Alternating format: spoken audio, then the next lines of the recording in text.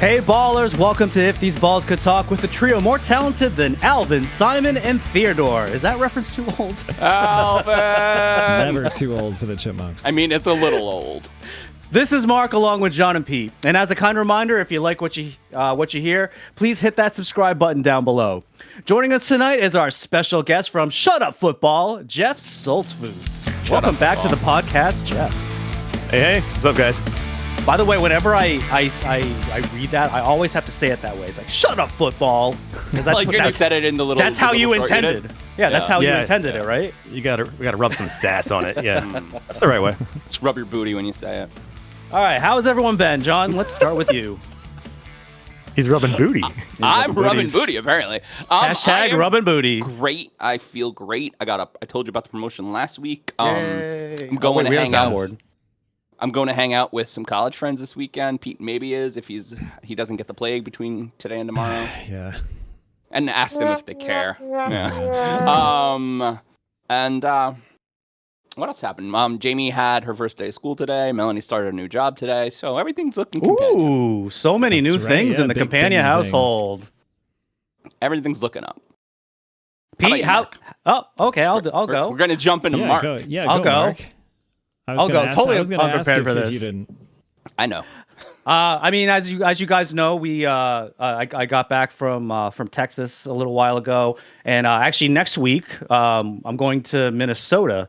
Kind of almost the exact opposite. I went from the extreme south of the continental to the extreme north. Jeff, did you see the doppelgangers that Mark brought back with him on his business trip? No, I want to. So with many hands and eyes.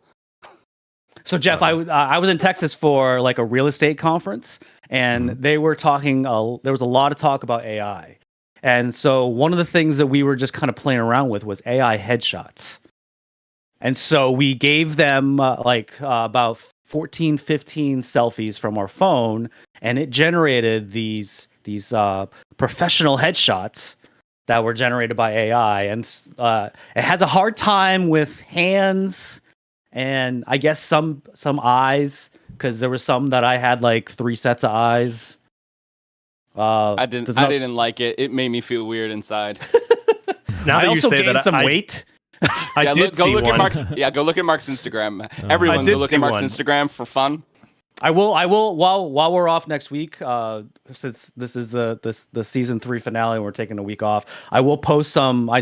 John, you did ask me to do that. I will post it during our break. We're not going to let up until you do it, too. I know. Jeff, you said you saw one? Nice. I did. I forgot that I did until you mentioned that. Yeah, you lost it from your mind. Remembering that I saw a picture of Mark that I was like, something ain't right here. It didn't have 8 eyes or 15 hands. It was just something wasn't right about it. Like a lot of chins, oddly fat. That was the most recent one. Marshmallow. Yeah, the most recent one, I definitely look like the Asian Stay Puft Marshmallow Man. Yeah. Wearing a cowboy hat. It's Did they add that cowboy hat, or was that in They your added reel? it. No, they added it. That's really sexy. All right, isn't it? We gotta ask Pete. Pete, how's life in the COVID house? It's and include us on Baby Watch. Yeah, we have a soundboard now, Jeff. It's very exciting. That is impressive. Well, yeah, unfortunately, Steph came down with COVID last Thursday, so it's been a week. Somehow I've avoided catching it, but she's been having a rough time with combining the pregnancy and what's thankfully been light COVID really symptoms. Sorry for it. Yeah, but the two things combined have rocked her pretty good. So she's a champion. Yeah, she's been mostly working from home. Was able to take one day off, thankfully, and we had the long weekend, so that helped. That's good. Yeah, and I'm back to work because apparently I'm either lucky AF or I'm just Wolverine. I don't know. I won't catch it. But I'll lean towards Wolverine for you. What I know about you, Pete. So. Thanks. Yeah, I gotta say that it shows. Sorry, Pete. That it shows where we're at in the pandemic. Yeah. When people were dying and it was sad, but now a pregnant woman gets it, and it's sad trombone. I know. Yeah. Thank God we're at the stage where we can do that. And I wish Steph a very swift continued recovery. She seems to be doing better, but I mean, she's having some tough time lately with some third trimester woes. So let's hope that she can feel better soon. I really want Eye of the Tiger on the soundboard now. Yeah. Be fun. Wait, would it be? Well, Yeah. That's it. We can't do anymore. Demonetized. all you get is 3 seconds. Anyway. Okay, fine. John and Mark, Yeah. you guys Yes. have any input on the baby name? We do not. No. The baby right now is lovely called Melvin because my wife thinks she's funny. It's the code name. Why do you want it to be Stoltzfus? No. It doesn't have my DNA. So it could I be wouldn't no, curse it like that. I would Stoltzfus guess Stefan? that the way that my sister I had that's I had good. not That's considered good. that. The way my sister-in-law is, she has very clear thoughts about what she wants. So I think she already knows for sure. Oh, I was gonna say raffle off the name, but all right. Is it going to be Michael Scott Stefan? Maybe. I could see her naming it after someone in the office. Maybe. I want Stefan. Stefan. Maybe. All right. I was thinking Stefan because of I love Stefan. This You buy, sounds him the French. jersey, Sting. you buy him the jersey right away Slight so that he fan of always Stefan. has it. Oh, that'd be adorable. Oh, I thought you Yes. meant from SNL. Oh, no. No, No. That would have been so much better. Oh, sorry. Yeah, it's that thing where they name a baby. All right. Oh, man. Let's Okay. get to know our friend Jeff again, shall we? Now, we wanted to open the show and let you talk about how things are going over at Shut Up Football. So, for those that are not or have not been watching, please tell us how the show is going and maybe some new things you might have coming up during this new NFL season. Well, as the NFL season is starting right now, the roast is back, which is a thing I've been doing now I've done it 2 seasons. This will be our 3rd. That is where I break down weekly matchups and just roast the hell out of them. And I've got some fun new videos for that, which, you screw around with AI, you find out. I got some fun new intros and things for that. But it's been good for the channel. It's still slow, incremental growth, very organic because I don't know how to promote. But I just don't, because I see these other channels get like 100,000 subscribers in a week, and I'm like, all right, but the number just keeps going up slowly. So I have some really good supporters, and it's slowly getting there. And I've been doing shorts, skits, all kinds of things recently. So Your content is so good. Mm-hmm. So We good. love some of your content. thank you. You're welcome. Well, I make it for apparently guys like us. Yeah, that's probably true. That's probably true. I've checked the analytics. I mean, I'm Like, thrilled. This guy when in South Africa's watching. I don't know. when there's an international or it even shows female. Makes me I'm so excited, right? yeah, someone that's not exactly me is watching. Hooray! So It's a win-win. there's a lot of me's out there. So I don't know. I We're guess. a wide demographic. I tell my daughter all the time that she's dealing with 10 and 11-year-old boys now. I'm like, only a couple more years, and then we don't change that much. We get a little taller. We keep all that shit in once we get old, but it's all pretty much the same. yeah, That's true. Hey, guys. Now recording. So I kind of messed up.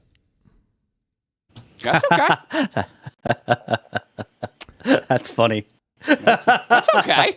So we missed that It's only first a lot- bit there. It's only a live broadcast, Pete. No, Things happen. no. I So- forgot so to. sorry, so- guys. That's all right, Pete. I was Do you wondering want? Should we repeat anything? We Welcome should do the to intro. These Balls Could Talk. Let's messed have Mark up. do the intro. Let's have Mark do the intro again. We won't I'm not do even all gonna the say anything. all the gabby gabbing, and we'll just get into the intro. We did a lot of gabbing. We did. Yeah. That's all. All right, so I'm gonna go. How about I'll go from Hey Ballers, and then I'll end on just welcome back to the podcast, Jeff. Does that make sense? Yeah, it's fine. Okay. Hey Ballers, welcome to If These Balls Could Talk with a trio more talented than Alvin, Simon, and Theodore. Is that reference a little dated? Alvin! I know I did that joke like 10 minutes ago, but I really liked it, so. It's fine. This is Mark. This is Mark along with John and Pete. And as a kind reminder, if you like what you hear or see, please hit that subscribe button down below. Joining us tonight is our special guest from Shut Up Football, Jeff Stoltzfus. Welcome back to the podcast, Jeff. Thank you for having me. Good to be here. All right. So, should I ask him the just question again, or should I No. We'll just catch up the podcast audience. We did our whole little intro thing, Yeah. not recorded, and so That's my we're bad. just gonna get into the interview questions because you guys want to get to some football talk. Yeah, the producer of this show. I don't know. I think he needs to get fired. I think he needs to be fired. Man, All that talking to you guys was wasted. I know. I mean, it's on YouTube. It's on YouTube forever. Yeah. It's not about the recording, but the good memories we'll have along the way. Pete, we'll just have to demote you again to Steph's assistant. That's I think. fine. You know, that'll make me want it harder. So if you guys are curious about our little 5-minute conversational thing, just go to YouTube because we want the hits on YouTube anyway. So. Yeah, maybe this was on purpose. My master plan to get more YouTube hits. He's so smart. So smart. 4-dimensional chess, just like Belichick. Yeah. Just like Belichick. Just like. That line was worth the whole thing, Pete. Yeah. Worth the whole thing, And man. to use that segue, we have a lot to talk about the NFL this week. Yeah, we do. Oh my All right. gosh. Okay. So where are we picking up? Interview questions, Mark. Be Yes. better at Alright. broadcasting. Sorry, I'm new here. I guess I'm getting demoted too. Yeah, you're all let's get fired. Let's get to know our friend Jeff again, shall we? We wanted to open the show and let you talk about how things are going on at Shut Up Football. So for those that have not been watching, please tell us how the show is going and maybe some new things you might have coming up during this new NFL season. Things are going well. I really seriously wanted there just to say it's good and then be quiet. But So we did a little bit of that part Yeah. in the YouTube Yeah. broadcast too, guys. yeah, no, Jeff, that was sorry. your golden opportunity to say a lot better than this podcast. Oh, Amateur hour. I would never. I know. I would never.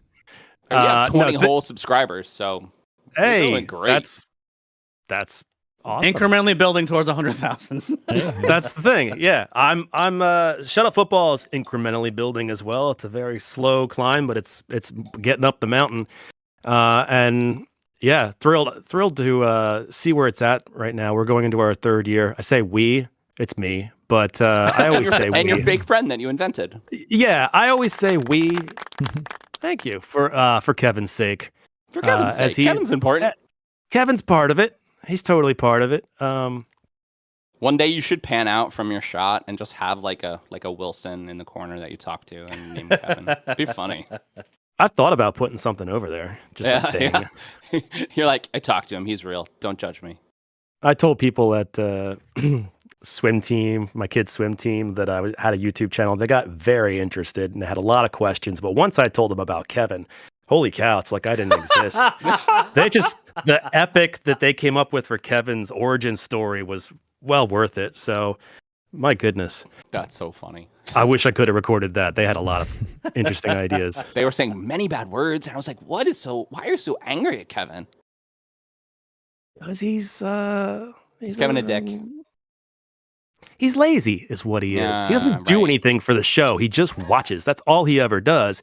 I don't even let him in the house. I don't know. I just come downstairs in the morning. The slider door is open. He's in the pantry rooting around like a squirrel or something. I have no idea how he got in my house, but he waits and he just lays on the couch until I write a script. And then I go down the basement. He comes down. He watches it, says nothing. And, well, sometimes he pokes at me. Then he leaves. And Seems I like know a when really it's... good relation. It's a business relationship, right? Yeah, well, yeah. I mean, it's not like he can take any piece of it. He doesn't do anything. So. A silent partner. Silent partner.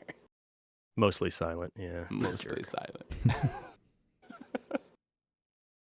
Go ahead, Pete. Why don't you ask your question? Okay. So, we talked about your personal experience with filmmaking last time we spoke.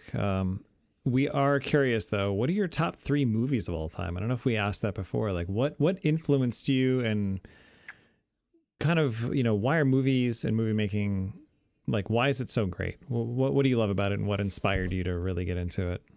Like, what film specifically, I guess? I'll start with the first part of that, which is the films themselves, because, God, yeah, who doesn't love film? For me, it was Shawshank. I love Shawshank. And I already loved movies by that point, but it just runs the gamut of, it can be tense, it can be funny, it could be heartwarming. It's got everything. And I think a lot of the universal themes in it with, freedom and all of us being trapped in a prison or whatever, like there's a lot of things going on in that. That to me is the best movie. That can come on any time of day. Mm-hmm. I'll watch it anytime.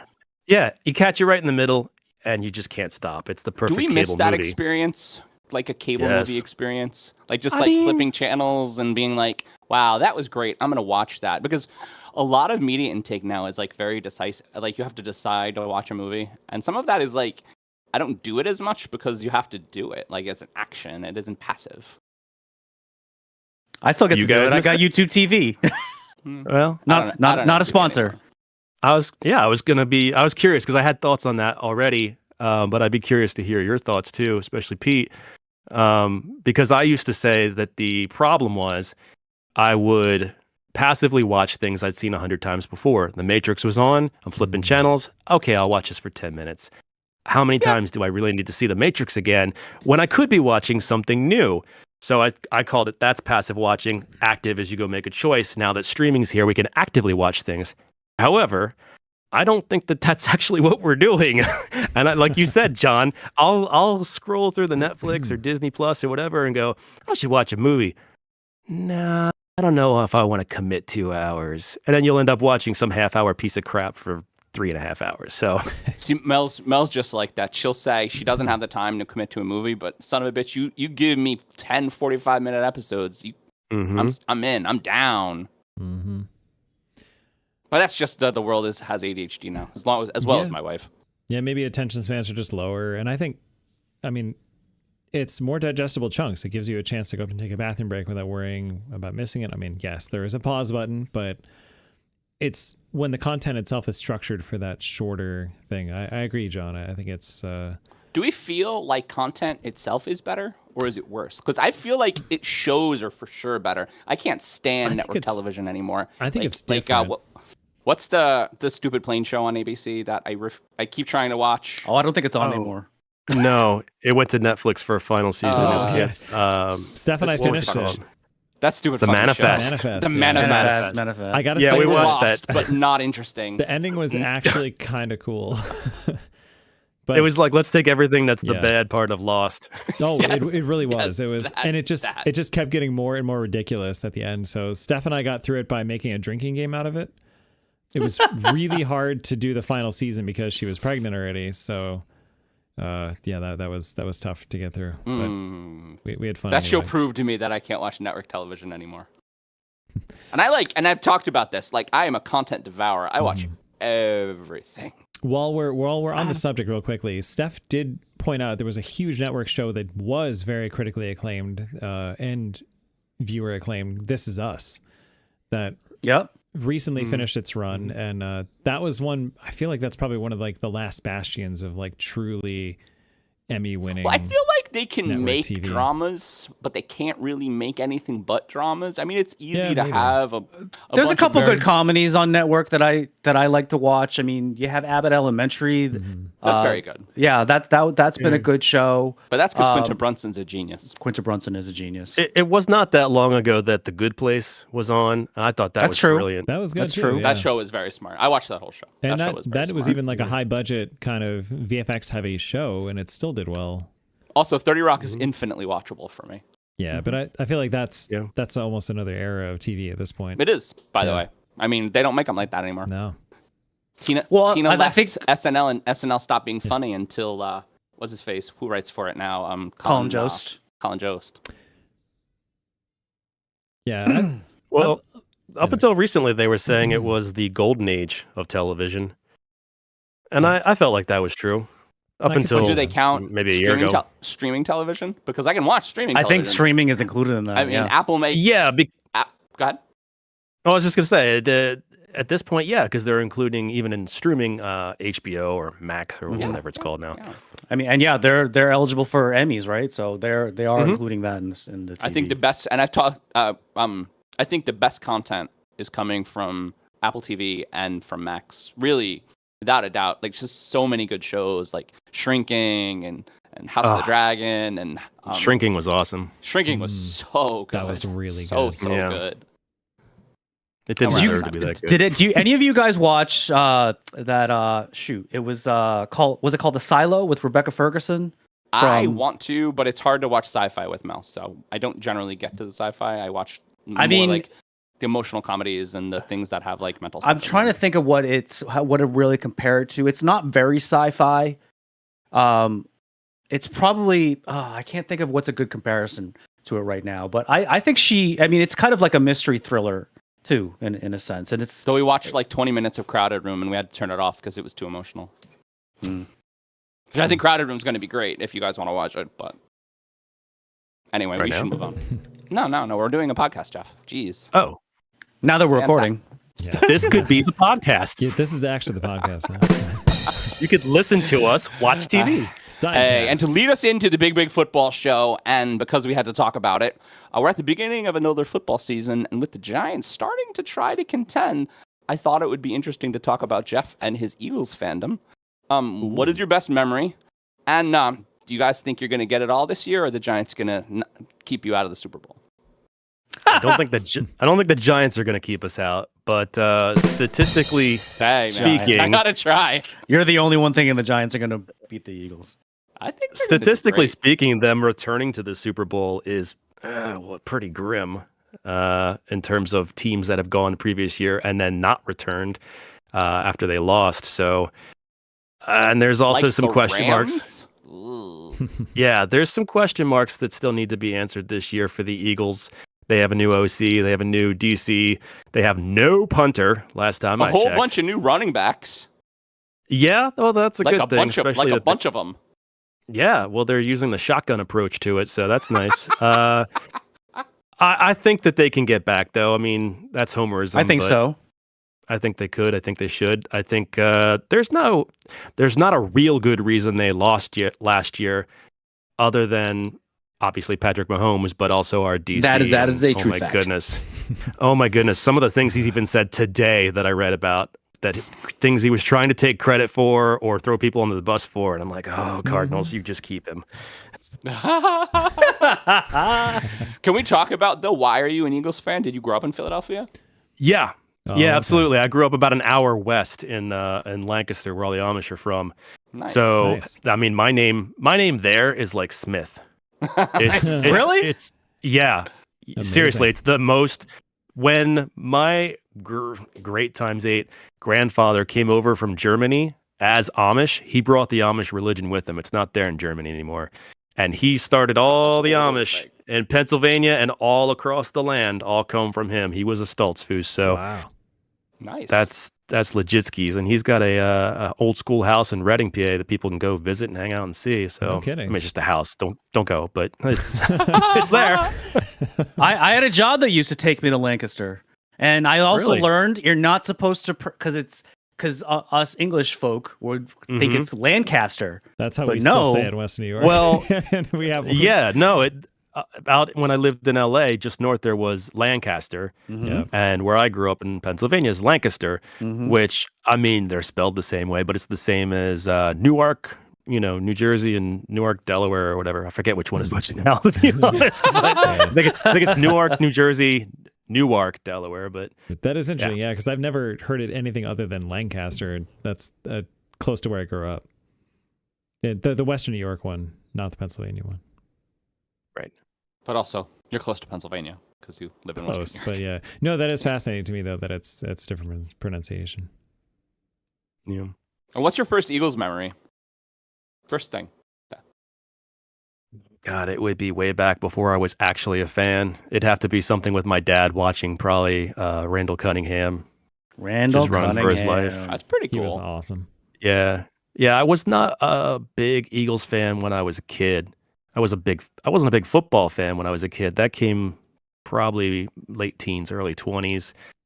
But I do remember my dad watching Eagles games as a kid, and it would have been Randall.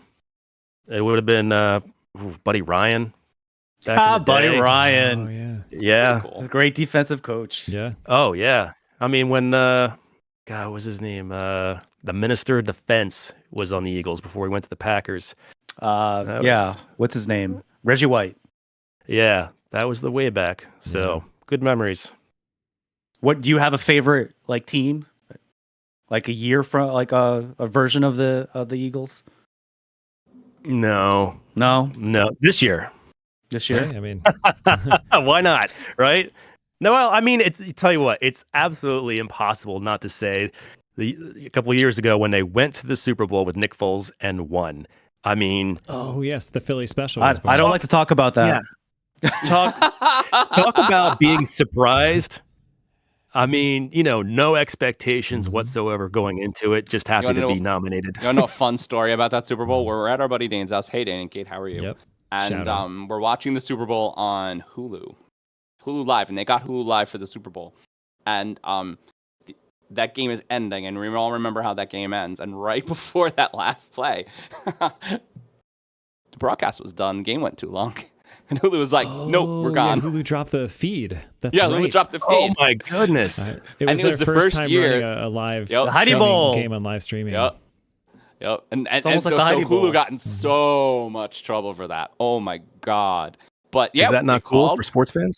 Not cool for sports fans at all. So they're like, we're sorry. And we're like, it's not your fault that Hulu sucks. I know. I think we did get it back up, but the Hulu. damage was done. I mean, the play was already over and they already scored. It was already done. Right.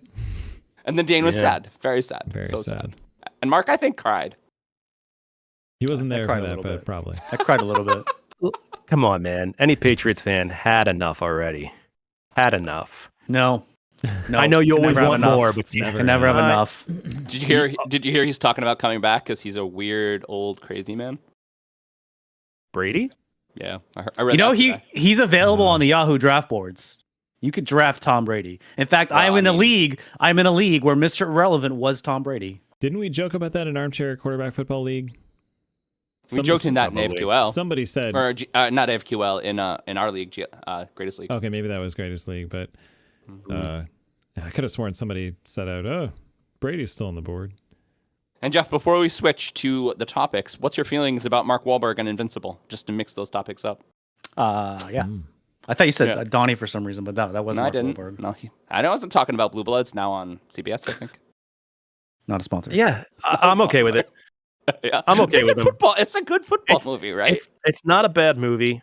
When it comes to football movies, I feel like there's probably less really great ones than baseball movies. And I feel like Invincible was fine. It was good.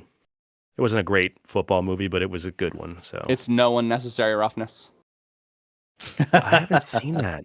Oh, Keanu Reeves. I know. And no, that's I'm thinking Replacements. The Replacements, yeah. Replacements I've seen. Is older. Yeah, Unnecessary Roughness was early 90s. That's the problem. That was That's with the Brooke problem. Shields. I didn't They see were it. like, we're gonna find this kicker. Oh, these girls are playing soccer. Wow, she seems really good at kicking. Well, no. Brooke Shields. Was it Brooke? That was Kylie Ireland. Kathy Ireland? Maybe. Kathy Ireland. I had to look it up now. I mean, it was. I don't want to research department fight you on it. I didn't even see the movie. I have a terrible memory. I'm getting very, very old. To date, Cunningham was probably still the Eagles quarterback at that time. So you think I was watching that instead, or I don't know, maybe? I honestly don't remember. No, I just didn't watch movies back then. Yeah. Oh, I mean, Scott Bakula. I'm trying to remember if I saw the whole thing. Scott Bakula. Wow. I love this fucking movie. Damn. Yeah, I think it was just a generational thing. I Rob missed it. And I never had the Loggia. urge to go back. Rob Loggia. Yeah. Sounds like a. I'm gonna have to go back and check that one out. We're out of time. All right. We're like let's move on. All right, are we ready to get started, everyone? Hell yeah. Yes. All right. So today is all about football. And if we could play the music, we would. Oh my God! I've had in my head this week is this stupid ESPN NFL primetime football music, and I've still wanted to. Can you just do it like a cappella, Pete? I was seriously considering if I had more time, like if I had off today, like with COVID, I would have somehow come up with a multi-track a cappella version of all of that music. Good call, by the way, it? Jeff. Kathy Ireland. Yeah, I think we can. Oh. I think we can hum it. Yeah. Let's all do it at the same time.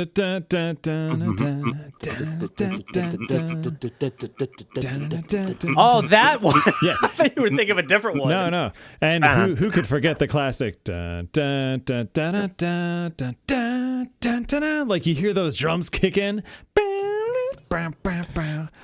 Pete, I gotta tell you, man, this is the reason we digress. No, this is wait. So it's not the rap song I sent you? No, but that was no. Was that based on the Monday Night Football song? That's what I don't know. Is which came first. I think it's the Fox Sports one. Oh, okay. Oh, I just typed it into Google and right? Wasn't it? It was amazing, Yes, that's that's what it was. That was so good. that's Fox Sports. I was fascinated by it. I'm like, I have no idea which one came first because they sample stuff all the time. But Yeah, I would not be surprised if Fox just lifted it. Just I mean, seems right. tried to not pay the guy. Mark, tell us the rules for our new game. All right. So as I'm sure you've now all seen, we're very excited that the NFL season has starts this week. In fact, tonight, right now, the Lions and Chiefs are playing as we speak. Now, those of you who Can we get a live score update, Mark? No, it's in commercial. dramatic. Those of you who listen or watch know that I am a Boston sports fan, and that includes the New England Patriots, where I grew up 15 minutes away from the old Sullivan Stadium. But the class of the AFC East has been taken over by Pete's Bills, who have won the division for the last 3 seasons. Finally. Of course, the other two teams haven't just been sitting at home, with the Jets throwing in the kitchen sink and trading for Aaron Rodgers, and the Dolphins acquiring defensive guru Vic Fangio as their defensive coordinator. So, everyone, who will come out on top of the potentially the best division in football, the AFC East? Well, I just got to say, I think that the NFC East is probably the best division in football, and I think Jeff probably agrees with me. So I do. We'll get to that. We'll get to that. You're very smart. You're very smart, man. The East is strong in the NFL these days. I think they're a really interesting division. I think that the Jets are really, really trying. I mean, just a really, really trying. Aaron Rodgers, my favorite human. I think Dalvin Cook is a really exciting pickup. I'm really sick of all this Super Bowl talk for the Jets, though. I mean, I get it. They're a little bit ahead of themselves. I think they're a little bit ahead of themselves. National media always has to pick their NFL darling, and everybody's sick of the Bills and the AFC East at this point because they've done it 3 years. So, oh my God, the Jets are doing stuff. Let's see if they can win. So it's almost like they're trying to channel it into existence, but decades of watching the Jets have led me to believe otherwise. Except for when they beat you last year, twice. Except for that, once. No, just once. They split. And they're playing each other Monday night. They also had to tear Josh Allen's UCL to make that first win happen. That is true. So. They did tear his arm off, but they also played pretty good. I mean, except for that. Yeah. No, I mean the Jets. That defense is confident, man. They think they could be confident. Very good. They think they could be the best defense ever historically. Yeah. That's what they've been talking about. What do you guys think? Is that all talk, or do you think they actually have it to back it up? They looked really good last year. Sauce Gardner's the real deal. Yes. Sauce Gardner's pretty good. Quinnen Williams he's the is real still deal. good. He's incredibly Quinnen talented. Williams is awesome. They have a very good front four. Mm-hmm. I mean, we'll see what happens. I mean, will the defense improve from last year? Jeff is very happy. I don't know what he's. I was gonna say he also might be frozen. He's using this legendary technology called an antenna that beams television signals over the airwaves at the speed of light, and thus is a minute. I'm like that dude in a movie who's just like he doesn't like new technology, and he's got like an old, I don't know, ham radio or something. Yeah. He's like, you kids, I've got the old technology, and I know things now in apocalypse. We probably shouldn't be broadcasting while football's going on. Right, anymore. but when the world goes down, the only one left is this guy's ham radio that still works. I thought So that I got was a a question. heck of Am I a ahead of the choice. game? or I behind see the why game? I see why you're excited now. I Mm-hmm. definitely see why you're excited. Yeah, who's in charge of scheduling? This was brilliant. Let's do this on the first night of football because everyone will be watching us, not the NFL. Yeah.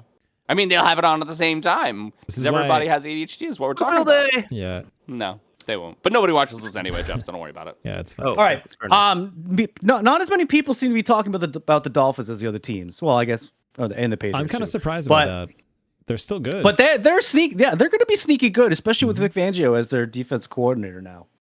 My concern with the Dolphins is last year they came out hot. They looked awesome. Tua was like, he's the guy. Well, Tua now. was healthy. Yeah, Tua was healthy. Yeah, we get it. Tua is awesome. And then the second half of the year was just so very different. because he wasn't healthy, Mm-hmm. Well, because you couldn't see straight. He's- It's like and their defense only could play defense at home, and they were giving up like 40 points a game. it's like when they ripped Brock Purdy's arm off, and then he was bad at football. Yeah, and then they bopped Tua in the head. Well, actually, Tua just fell down and went boom. Yeah. Well, I mean, he got hit. in He the went head. more He than got his bell boom. rung a He went couple splat. times. Yeah. Yeah. Tua went splat. Two, I mean, we talk about great skill players, though. Right. I mean, the skill players in Miami are awesome. They have awesome Tyreek skill players. Hill, Jalen Waddle. sure. On paper, Awesome they skill players. still look amazing, which is why everyone They have all the former 49er running backs that aren't named like Ed McCaffrey or Christian McCaffrey. I have heard. I mean, Raheem Mostert is okay, Right. but running backs don't matter. So I've heard a few they're- predictions with Miami finishing first or second in the division, so it's not all the Jets this offseason. They are an offense that is entirely built on speed. Every one of their skill guys is like a track star. Yep. And so you're right. You're right. We should not discount the Dolphins just because Jets are getting hype or Bills on paper are always the one we think Bills. is going to win it. Yeah. All right, real quick, who do we think is going to win the division? Pete, I don't have to ask you that. You already know. I mean, you can let him talk about it though, because he really wants to. Okay, so for 20 years, I remember every time, right, back rewind to when Brady was on the Patriots, and every year, all this offseason hype would happen, and Buffalo would be like, oh, we traded for Drew Bledsoe. Oh, this is going to be the year. Oh, we got Chan Gailey as our offensive genius. Oh, this is going to happen. Oh, my God, we have, like, Marshawn Lynch and Fred Jackson and CJ Spiller. And this. Okay, that was a dumb idea. But you know what I mean? Every year, it's all this hype, all this buildup, and then it's like, you get 7-8 weeks into the season, it's like, shit, Tom Brady's still the quarterback of the Patriots. But now it's my turn because Josh Allen is still the quarterback of the Buffalo Bills. And Diggs is very angry. That is a truth fact. So, all right, that's John? amazing. I think that the Bills definitely need to figure out, something other than passing it to Stephon Diggs or Josh Allen jumping over people. But they definitely, at least on paper, look like the best team. Yeah. I definitely invested heavy. I drafted Josh Allen in my redraft, so Nice. I Jeff? would like him to score a lot of touchdowns. Did no one mention the Patriots? It's okay. I'm okay with it. Oh. I mean, I was wondering, Mark's gonna mention the Patriots. So really, you're the tiebreaker. I don't think they're going to win the division, though. They could sneak into I don't a think playoff it's- spot, though. I'm gonna go Go ahead, I'm gonna Jeff. go Jets. Really? I'm gonna go Jets. Yeah. And Okay. I don't have a good reason to doubt the Bills. Seriously, Mhm. other than the fact that I've never seen them run somebody, like actually have a true. true ground game do that we is not. I'm Josh surprised they even Allen. have put running too backs much. on the team. Yeah, they put too much on Josh Allen, and I need to see Yeah. this year that there's been a change. Do we think Damian They Harris actually- makes a difference? And James Cook not being a And rookie. I think he we don't think should. James Harris Yeah, makes a difference. yeah, But do we yeah, think I've Damian seen- Harris makes a difference? Right. Because Yeah, A person- well, at the goal line, absolutely. He's got the physical ability to power one over the goal line, and I do think James Cook will show more this year than he did last year. His size, that type of back, has been shown statistically, historically, that they take a while, that they take at least a full season, if not into their second, to get going. Yeah. So it's just a level of commitment from the actual team. That's From Ken- the thing yeah. that. Yeah, Ken that's the Dorsey thing that has to gets get a me. little bit smarter with his play calling. We'll see if Yeah. Sure. he got a little he's adjusted. Yep. I agree with Mhm. that too. If I could see that, I would probably be. I would probably pick the Bills based on that. If I just knew that they were going to run or commit to the run more this year, absolutely. But I think I'll go Jets just because I think that they might have a top 10 defense, and I'm always a sucker for a good D. I really am, and I felt like last year. Is that a weird thing to say? John. That is a John. weird thing to say. No. I Lean held into Jay. it. I had a straight face. Lean on into that it. thing. No. This has got to be your opening theme song now. Yes. Oh my god! If only that could be the title of the podcast. I mean, it Amazing. might have to be a sucker for a good team. I'm telling you, John, if you show me a good D, I'm all over it. all over. Gotta be it. nice and solid, Both right? hands. Both hands. Yeah. Big and big Oh and my solid. goodness. Firm. No, but seriously, a Jets with a dominant defense and what they lacked all this time. I mean, let's be honest. They lacked a true quarterback. Sorry, Zach Wilson. Yeah. They've got one now. Even if he's lesser, even if he's not the Aaron Rodgers of the past, just to have him as a signal caller, as a reader of defenses. And Randall Cobb I can read them bedtime stories, so that's cool. Yeah. There you go. That's I mean, true. Baby Cobb. Grandpa Cobb. In his rocking chair because he's 100. Yeah. Yeah. I don't. So I'll take the Jets. Okay. Why not? I don't know. I don't think the Dolphins, and I don't think definitely they're not bad. the Patriots. Definitely not I the definitely Patriots. don't think the Patriots, but they're just going to hang around. They're going to be like I think they're going to hang Commanders. around. Yeah. I actually think everyone in the AFC East is going to finish above 500. I think they will too. I'd go with that. There's something about the Jets, and I think it's just because they're the Jets that I think something's going to implode on that team. Like Aaron Rodgers, I think might get he might get a little boo boo on himself, might go and then all of a crazy sudden he again. doesn't. Yeah. They don't have and then the he's like, offensive I don't want to line. play anymore. Yeah, they don't have Side note, the guys, stronger we're over. line. Side note, guys, we're overtime. So my hot take, I think it's going to be Bills, Dolphins, Patriots, Jets. That's the order. I think the division's going to be. Wow. Last. Jets are going to go down. I think the Jets are going to be last. Interesting. They're gonna go down on the Okay. D. Yeah, baby. I will say this one last thing though is that Mac Wilson. No, Mac Wilson. Who the hell is that? Mac Jones. Mac Wilson. Whoever that guy is. Wilson Phillips. Yeah. No, he has been consistently my last pick in best ball fantasy this year. I think he's going to have an upswing this year. So Mac Jones will have a decent year, I think. Oh, yeah. They have a real offensive coordinator this year. Oh my god. Hey, look at that. It's gonna be a don't have someone 4-hour from episode, and I have defense. no time to edit it. So let's move this shit on. Okay. Who's going next? Mark, can you explain to the listeners the rules? Because you didn't, and they're just confused. I don't have to, do I? All right. Yes. So we're changing format for this episode just a little bit. Each of us, all four of us actually, are going to pick a division. We're going to do our little intro, and then we're all going to talk about it. So there is a little bit of a change in format. And we're going to continue. Guys, it's we're so gonna exciting. Yes. we're going to continue now to the Super NFC football bonus. East. John, why don't you go on? We're gonna do the NFC East. I gotta find my finger. Do you want to do a next topic while I find my finger? Oh, John, never mind. I wrote a bunch of my own stuff on the bottom of that. Just ignore that. I don't know idea what you're talking about. So. It's fine.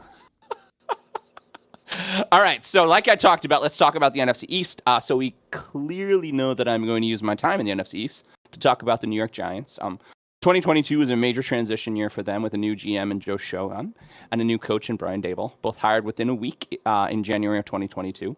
They proceeded to help the Giants reach the playoffs for the first time in 6 years with a 9-7-1 record, and only the second time since their Super Bowl victory in 2011. So that was a minute. It's been kind of hard to be a Giants fan. Argue the potential all you want, but the addition of Darren Waller has brought new excitement to the Giants offense and is a great counterattack to a stacked box looking to block star running back and the center of the 2022-23 offense, Saquon Barkley. The Giants have also added speed demon Jalen Hyatt from the draft, as well as journeyman Jamison Crowder and Paris Campbell. Overall, I think the NFC East is going to be a pretty contentious division. I believe the Eagles will probably still win it. The Giants and the Cowboys will probably both have respectable seasons and both make the playoffs. And so my question is pretty simple. Am I just a hopeful fool, or will the addition of Darren Waller and other actual receiving targets make an appreciable difference in the Giants' offense and get them past the powerhouse Philadelphia Eagles? Or am I just idiot and I just miss them beating Tom Brady in the Super Bowl? You're an idiot. Well, okay. Well, Idiot, time done. in the Giants' defense, I will say this. I was just looking at the Vegas over-under lines for win totals for the Giants. They have it at 7-5. I would take the over of that. Really? All day. Yeah. Oh, Yeah. all That's day. Yeah, All that's day. it. All day. Wow. And so Mark's instructions Easy. were to come up with records. My records for the NFC East: 12-5 Eagles, 10-7 Giants and Cowboys, and 7-10 Commanders. Because I think the Commanders are still going to be terrible. Yeah, 7-10's not that terrible though. no. Yeah. And I think it's an uptick, but I feel like Dallas is overrated every year. The Giants are underrated every year. Mike McCarthy is slowly digging his own grave, Yeah. I and think so too. Yeah. he's probably, regardless, I think, of what happens this year, I think he gets fired. It does seem like they're leading him down that path, in that, like, if he makes the playoffs and still loses in the first game, he's gone. Now, I think Jerry Jones screwed up though, because I think he wanted Sean Payton this whole time, and now Sean Payton's on the Broncos. Yeah. Like Yeah, he should have fired McCarthy this past offseason, because That's he where, then could that's have where gotten you wanted Sean Payton Payton to land, right? When we were talking about coaches last year. Absolutely. yeah. I think this Trey Lance thing that they're doing too. Jerry is just trying to like overwork Dak Prescott's psyche. Oh, absolutely. Oh no, I think Dak is out after this year. Yeah, I think so they're too. I think they're gonna trade him, because keep in mind they still have to pay CeeDee Lamb. They still have to pay Micah Parsons. They have to fucking pay CeeDee Lamb. They have to get that money from somewhere, and Dak's salary cap hit is $59 million next year. But they're going to have to put Trey Lance into games this year to see what they've got. Oh, absolutely. He's got to get reps. Yeah. Yeah, there's no way they're going to let Dak go because the devil you know. Like, if you let Dak go and Trey Lance is the starter next year, you might not make the playoffs. This is Jerry Jones we're talking about. and Trey Lance is the number 3 quarterback. The second one is that Cooper Rush? Yes. I forget who the number 2 is. Is Cooper Rush? Who did play a couple games last year. Yep. And he was very, very bad. Very, very bad. I could see Lance easily. No. He wasn't very bad because they won. As a CD Lamb owner, I was sad. But yes, they No, I'm fantasy. It wasn't good for fantasy. Not good for fantasy. But game-wise, he only lost one game before Dak came back. It was he was 3-1. I think it was 3-1. I think he goes 3-1. It was more than that. It was like 4 or whatever, but it wasn't until the Eagles game when he got undressed. We should stay on point though. Is Daniel Jones going to throw more than 13 touchdowns? Oh, absolutely. He's probably going to throw 13 touchdowns just to Darren Waller himself. I think so too. Probably. He already looks like a favorite. I mean, he's going to be the number 1 target, but he already looks like a favorite in the preseason. Yes. And Daniel Jones, like, he excels in the middle of the field. Darren Waller is going to be primarily in the middle of the field. Darren Waller is going to probably have at least 100 catches this year. I really do think, and maybe I'm just being a hopeful homer, but I think that the addition of Jalen Hyatt is really going to actually make a difference. I mean, he's a kid and he might be terrible, but he's as fast as Tyreek Hill, and he looks really good in the preseason. He scored twice. He runs a 4.3 40. Jesus Christ. Is his route running good, or is it like a DK Metcalf situation where it's just like I'm faster and stronger than you, deal with it? I think he thinks he's faster than everybody, but he actually is. Yeah. So. Yeah, he's not a great route runner, but he's known for his deep speed. But my question to you is, with Darren Waller occupying the middle and them seemingly having no other wide receivers other than slot receivers, who isn't occupying the middle? That's true. They could just have all 4 receivers just run in the middle of the field.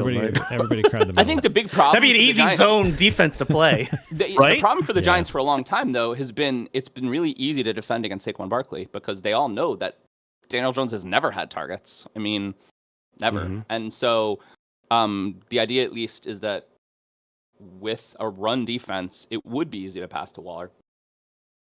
And I mean, you saw that in the preseason. All those receptions that he got were on those plays. And maybe they roll Daniel Jones out a little bit more too, so he can actually go to the outside. Because I mean, clearly he works better when he's only looking at part of the field and not the whole field. Right? He's not that smart. Or if he gets tripped over the 20-yard line, or he trips on his own feet again. He's my favorite. He's worth every dollar of that $40 million.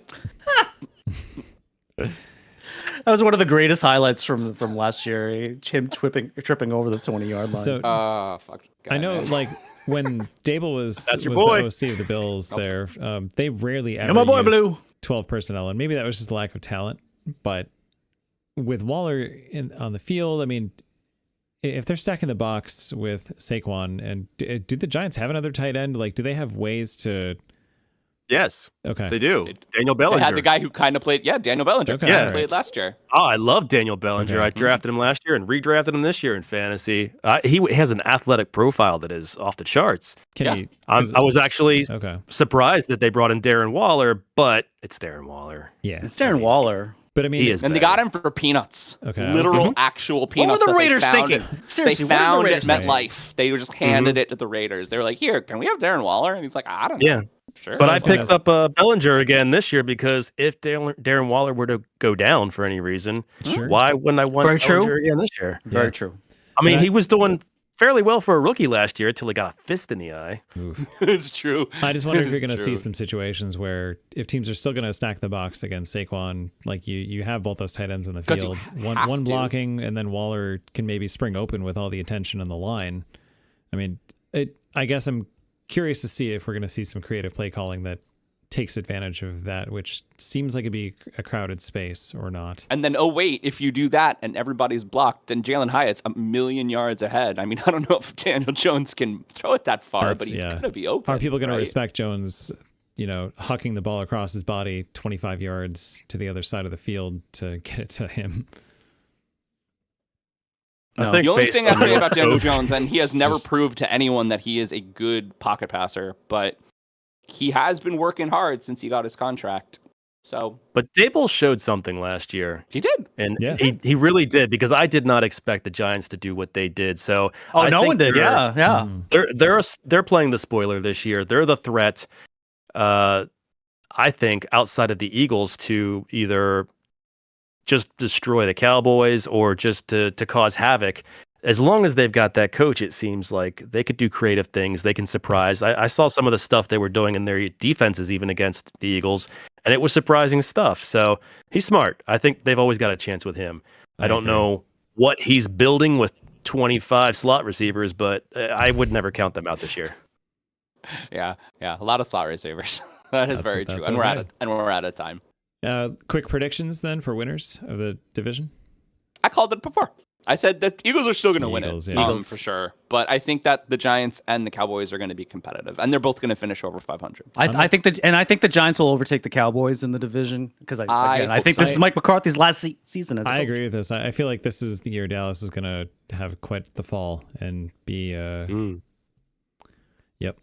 And I just hope Terry McLaurin gets touchdowns. I don't need the Commanders to do anything but that. Just the throw the ball to Commanders Terry McLaurin. love Sam Howell. No, Washington loves Sam Howell. They do. They will be plucky and make their way to 7 or 8 wins and maybe miss out on a top draft pick. Brian Robinson will run the ball. He's actually very good. I like Brian Robinson a lot. Yeah, it's the Eagles division. For sure. All right, we ready? Yeah. Yes, sir. Or Pete, are you ready? Barely. Ready. But here we go. Get the next topic now. So let's jump back to the AFC. Let's focus on now the AFC North specifically. As I researched this, I came across the name the Division of Death. And it's a very apt name. So it's hard for me to focus on one specific topic or one team here because they're all poised to wreak havoc on the NFL and each other. The Bengals lost key secondary members, and the line, while rebuilt, is still not fully gelled together, but they still continue to have an elite offense, I think, as long as Joe Burrow's calf holds out. And it is. He's playing on Sunday. He's going to start week 1. The Ravens, moving on to them, have a new offensive scheme coordinator. Let's see what happens there. And potential re-emerging OBJ, now hopefully healthy for Lamar Jackson to throw to. If he stays he went healthy, on the injury report today, by the way, if anybody was wondering. If he stays healthy, I've seen some analytics where their ceiling is higher than the Bengals for win total. Moving on to the Browns. Will Deshaun Watson remember how to play football and finally bring Cleveland back to the promised land? They got a lot of good talent on paper, but I still have yet to see it come together. What about Pittsburgh, who has a coach who hasn't yielded a losing record in over a decade and has a lot of buzz with Kenny Pickett's young career and a defense that truly looks terrifying with a healthy TJ Watt? So with all of their win totals and analysis showing high ceilings of 10 to 12 wins, who will emerge victorious from this inevitable bloodbath? So the Bengals did pick up Orlando Brown as their new tackle, so that should solidify their offensive line a little bit. They did. I heard that, but and their offensive line second half of the year also seemed to gel a little bit more than they did the first half of the year. The first half of the year, God, that was atrocious. So I think the offensive line troubles for Cincinnati, they should be resolved, but the defense, like you said, they lost a lot of good players on defense. So but do you need defense when you score 40 points a game? You still, I guess, if you give up 30, but you score 40. Yeah. I think Pittsburgh is going to be a very sneaky team because Kenny Pickett did play very well in the second half of the year last year, and the connection he has with George Pickens is phenomenal. I was watching one of the NFL shows, and they were showing that like his quarterback rating to George Pickens was like almost perfect. Mm-hmm. For whatever reason, he just can catch anything from Kenny Pickett. Pickett to Pickens. He only needs one hand. Pick your Pickett to Pickens picks. But I mean, on the same end, I think that Pittsburgh is, I mean, they struggled last year, right? They couldn't, I mean, they had a winning record because they just forced it into them, but they struggled. I mean, Najee Harris did not have a good year. I was a Najee Harris owner. He did not have a good year. Yeah, their offensive line was not very good. Deontay Johnson was hurt. But TJ Watt got hurt. Yeah, he was out for a lot of the year. I mean, I think it's going to be very hard to beat a now filthy fucking rich Joe Burrow and the Cincinnati Bengals. Breaking news, just got signed to a new 5-year, $275 million. And that must be really a lot fresh. of that guaranteed, averaging $55 million a year. We need That's a the new breaking news hotness. soundbite, by the way. Yeah. A humongous. He is now officially the highest paid NFL player ever. And I told you he was going to get paid the most because he's the best quarterback. Yep. He's top 3 quarterback easy, and he's the latest one to get a big contract. He timed it perfectly. Justin Herbert got signed, and Joe Burrow's like, I want more. Of course. Right, exactly. And they're like, I think that Baltimore is exciting, but way too reliant on injuries. Way too reliant on a very old OBJ who hasn't played in over a season. I mean, but they have Zay Flowers now. Zay Flowers, Yes. yeah. I mean, very promising. Rashad Bateman was supposed to be a thing. So OBJ doesn't have to be the number one, even though everyone thinks he is. They have other options. He's not number one. I mean, the number one is probably most accurately Mark Andrews. But absolutely. He's going to start injured, though. Mark, he was on the injury report this week. Is he questionable, though? He may still play, right? Or is he ruled out? He might still play, but he's not going to be 100%. He's going to be on a pitch count, for sure. That's a team that's got a crazy depth at tight end because Mark Andrews is awesome. Isaiah Likely showed a lot already, and I think he's awesome, even though I'm not into short tight ends. He's legit. Dallas Clark, man, he was one of the best. I'm just giving you all the good stuff, John. You Such giggle a- factory. But then they have Charlie Kohler too, who hasn't really been on the field much, and I always thought that athletically he profiled really well. So they seem to be one of those teams that just drafts and gets good tight ends. Yeah, it's a brand new offense. It's a brand new offense. So yeah, we haven't really seen what this offense can do just yet, but I'm excited about Zay Flowers. I really am. I think that's going to be the first number one receiver. And an uninjured Really Rashad liked him Bateman, in the by the way. draft, yeah. Rashad Bateman, the first 3 games of last season was lights out. He so many yards. Oh my goodness! But then he got hurt, and so did the rest of the team. Yeah, they've just had so many injuries lately. I don't think we've seen the full potential of the Ravens for a good 2-3 years. I mean, since they were in the divisional round against Buffalo in 2020. But they're always in the mix. They don't go away. They're always in the They're mix. still Yeah, good, even with all that I will say that about the Ravens and even Pittsburgh last and the year. Steelers too. Yep. Yeah, had a down year, but they had a rookie quarterback. I mean, Najee Harris, I think, was actually more hurt than he let on. I think so too. He didn't look So, but they were still in the mix. Yeah. Like Mike both of them. Tomlin he has never had a losing record in his entire coaching career. right. That's amazing. That's amazing. So I mean, as Pete likes to say, since his MVP year, Lamar Jackson has the ability to just completely take over a game. if he can just stay healthy for a full season, that's why I feel I like mean, he was the MVP. He was the MVP the last time, right? Sure. And Yeah, absolutely. and I mean, Cleveland. I mean, a lot of this lies on can Deshaun Watson still play? People, I've seen. I think he'll bounce back. I've think seen a he'll lot bounce of buzz back. around Cleveland lately, like more than I expected. No, they suck. But- They suck. Okay. And this admittedly great division, like Cleveland's the poo on their shoes. Like, I mean, literally. he does have Amari Historically, Cooper to throw yes. to, and he can hand it off to Nick Chubb.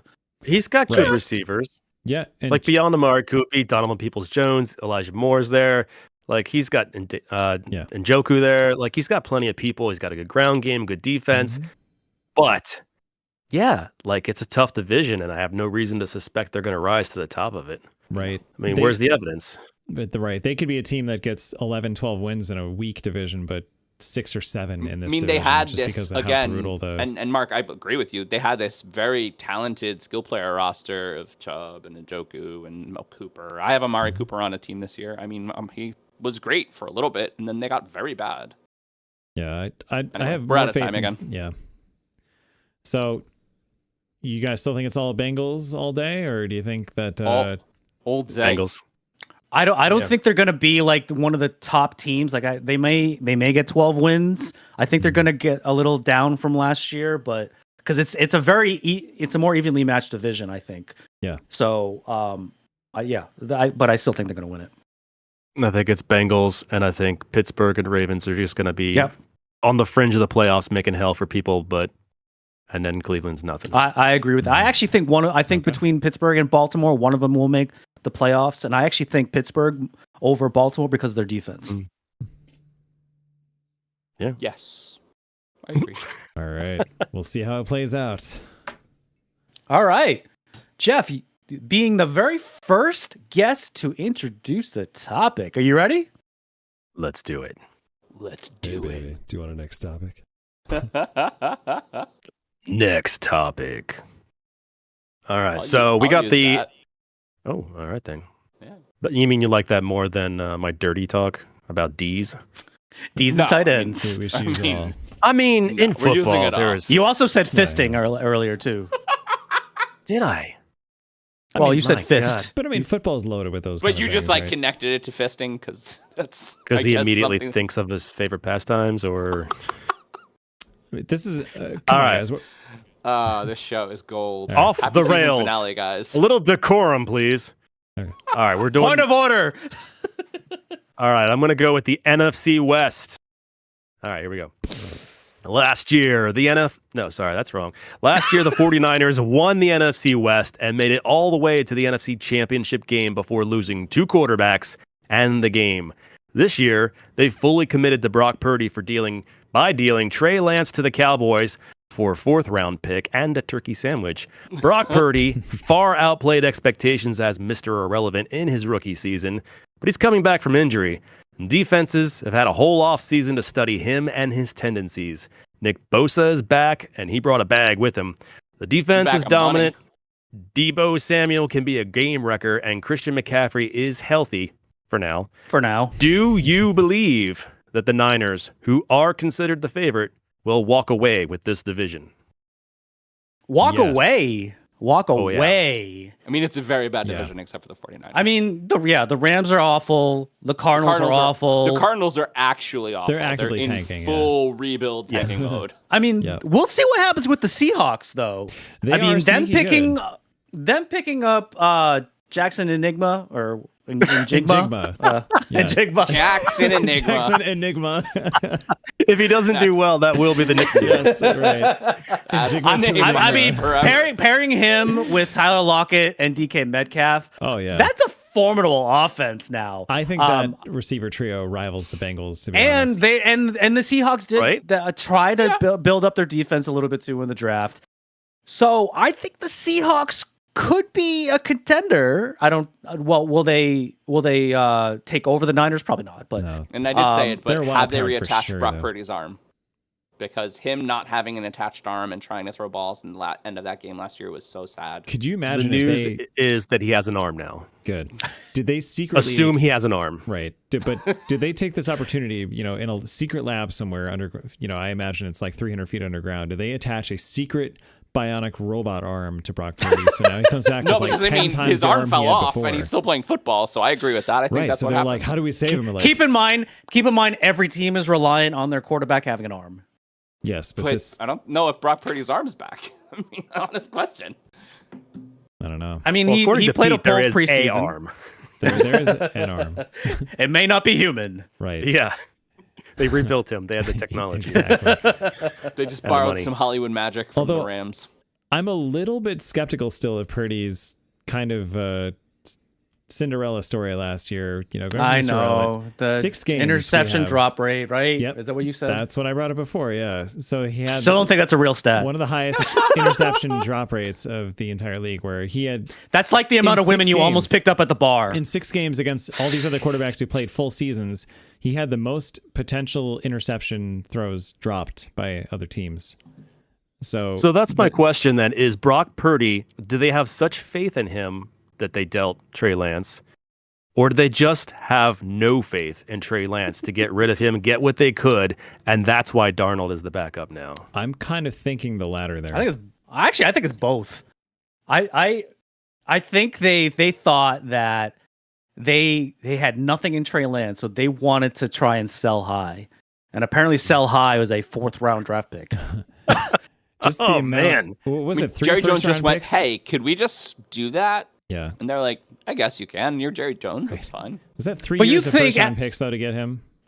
initially. It was a lot. Yeah, was a it was They a lot. spent high to get A him. lot of Oh capital. my god! But you would spent think so they would high. learn from what happened last year. It's like, well, and with the new rule that the emergency quarterback isn't officially on the roster, Yeah. but you can make available on a game. You would think that they would have learned from what happened last year, having to go to their fourth quarterback, that maybe we need to keep Trey Lance for just a little bit to see how things go.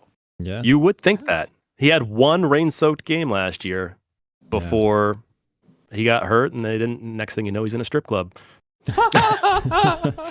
Yeah. I don't know how it happened, but I mean, Trey Lance, he needs reps. He needs to actually make throws, and I don't think the 49ers did him justice.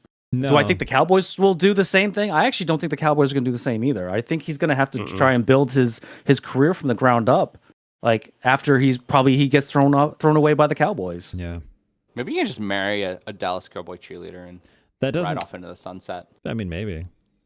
But I that just realized that Trey Lance might be the new Sam Darnold. He is the new possibly, or the next Mitchell Trubisky, Ooh, yeah. right? Drafted high into Chicago. Keep in mind, both of those guys played though.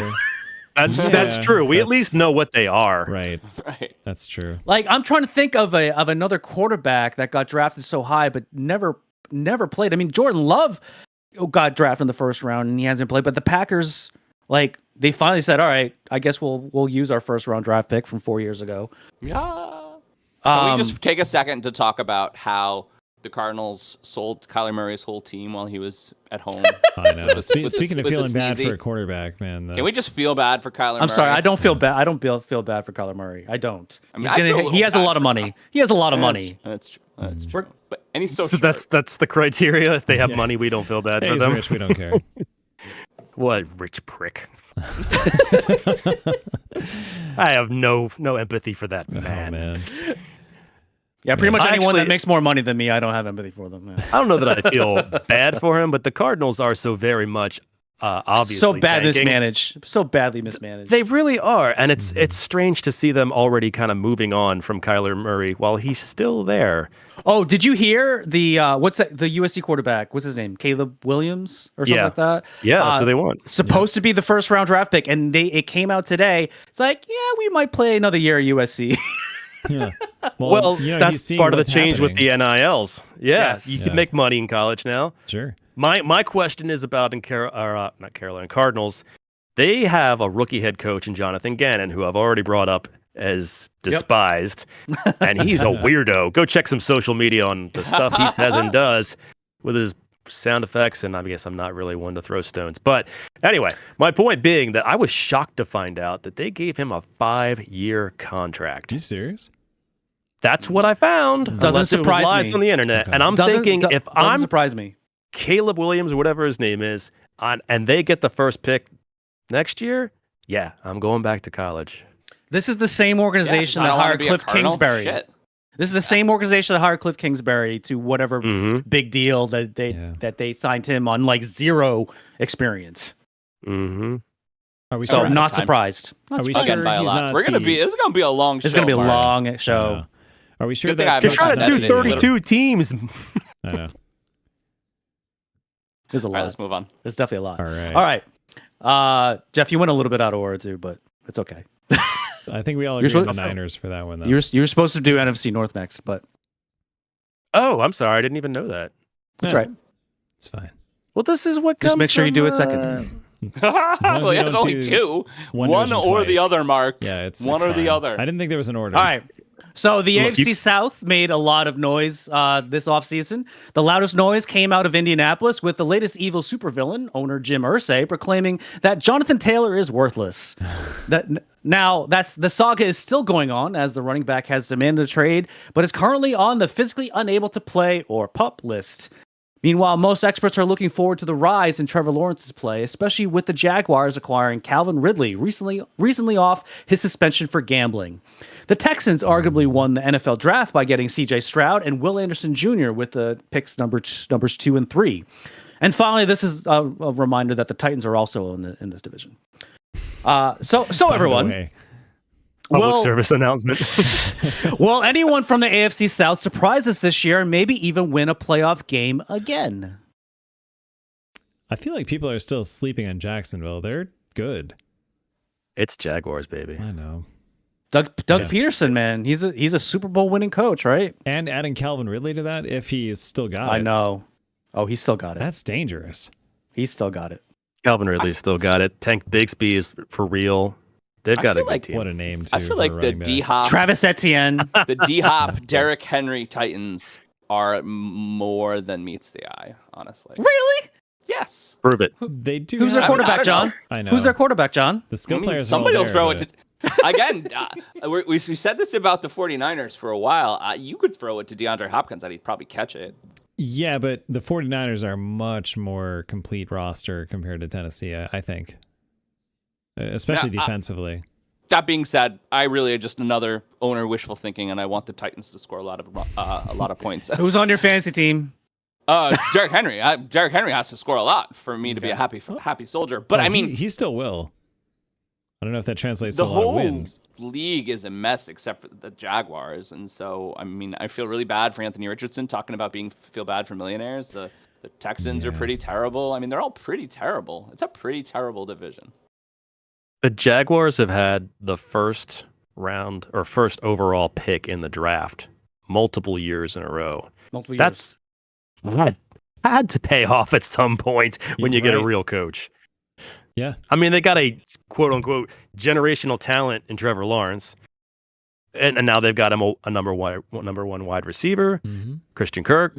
Evan Ingram got paid. Like, there's no reason they shouldn't win this division. Yeah, No, they're gonna win it they're gonna win it for fun. Just quick question for Trevor Lawrence. Can you still get Christian Kirk like at least 12, 13 fantasy points a game for me? Thanks.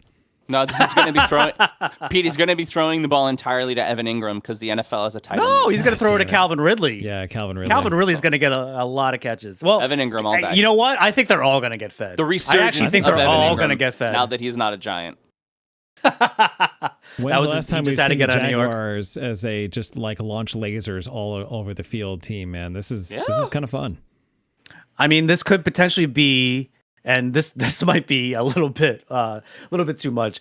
The best team since the Tom Coughlin years for the Jacksonville Jaguars. Yeah. I don't think that's a stretch. I think better than that. Well, those teams made it to Potentially. the AFC Championship.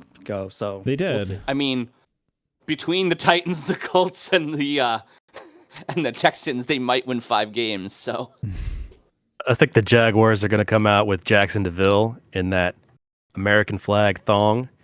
He's going to shake. He's going to shake that crotch magic right into the team. And they're going to make the playoffs. So Love For- Jackson DeVille. do you think every time I watch the Jags play, though, Crotch and magic. I just like I look at Trevor Lawrence and I'm like, he must be from the Ozarks. Oh yeah. I mean, the It just mullet. seems like he drinks whiskey out of a bag, right? the I don't know. certain- The way he looks, he just reminds me of Sunshine from Remember Yeah. the Titans. Yes. I see Sunshine and Spicoli. Yep. Yes. A little bit From Spicoli? Fast Times. That's Yeah, really every good. time I see him talk about football, he's got giant biceps too. He's a Oh, young yeah. dude. And I just want him to go. Is he not the perfect amalgamation of like California surfer dude like slammed into Florida man in like a particle accelerator, and that's the result you get? Yes.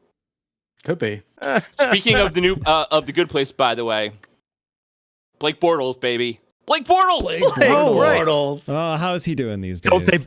Don't say Blake Bortles. Don't say Blake Bortles. Jake Jordals. Right. You guys watch that show, right, Pete? Yes, it was great. Oh my God. I think I need to re-binge that show. You need to re-binge that I show think I need to once re-binge that every show. few years. It's very enjoyable. Yeah, that was such a good show. Yes.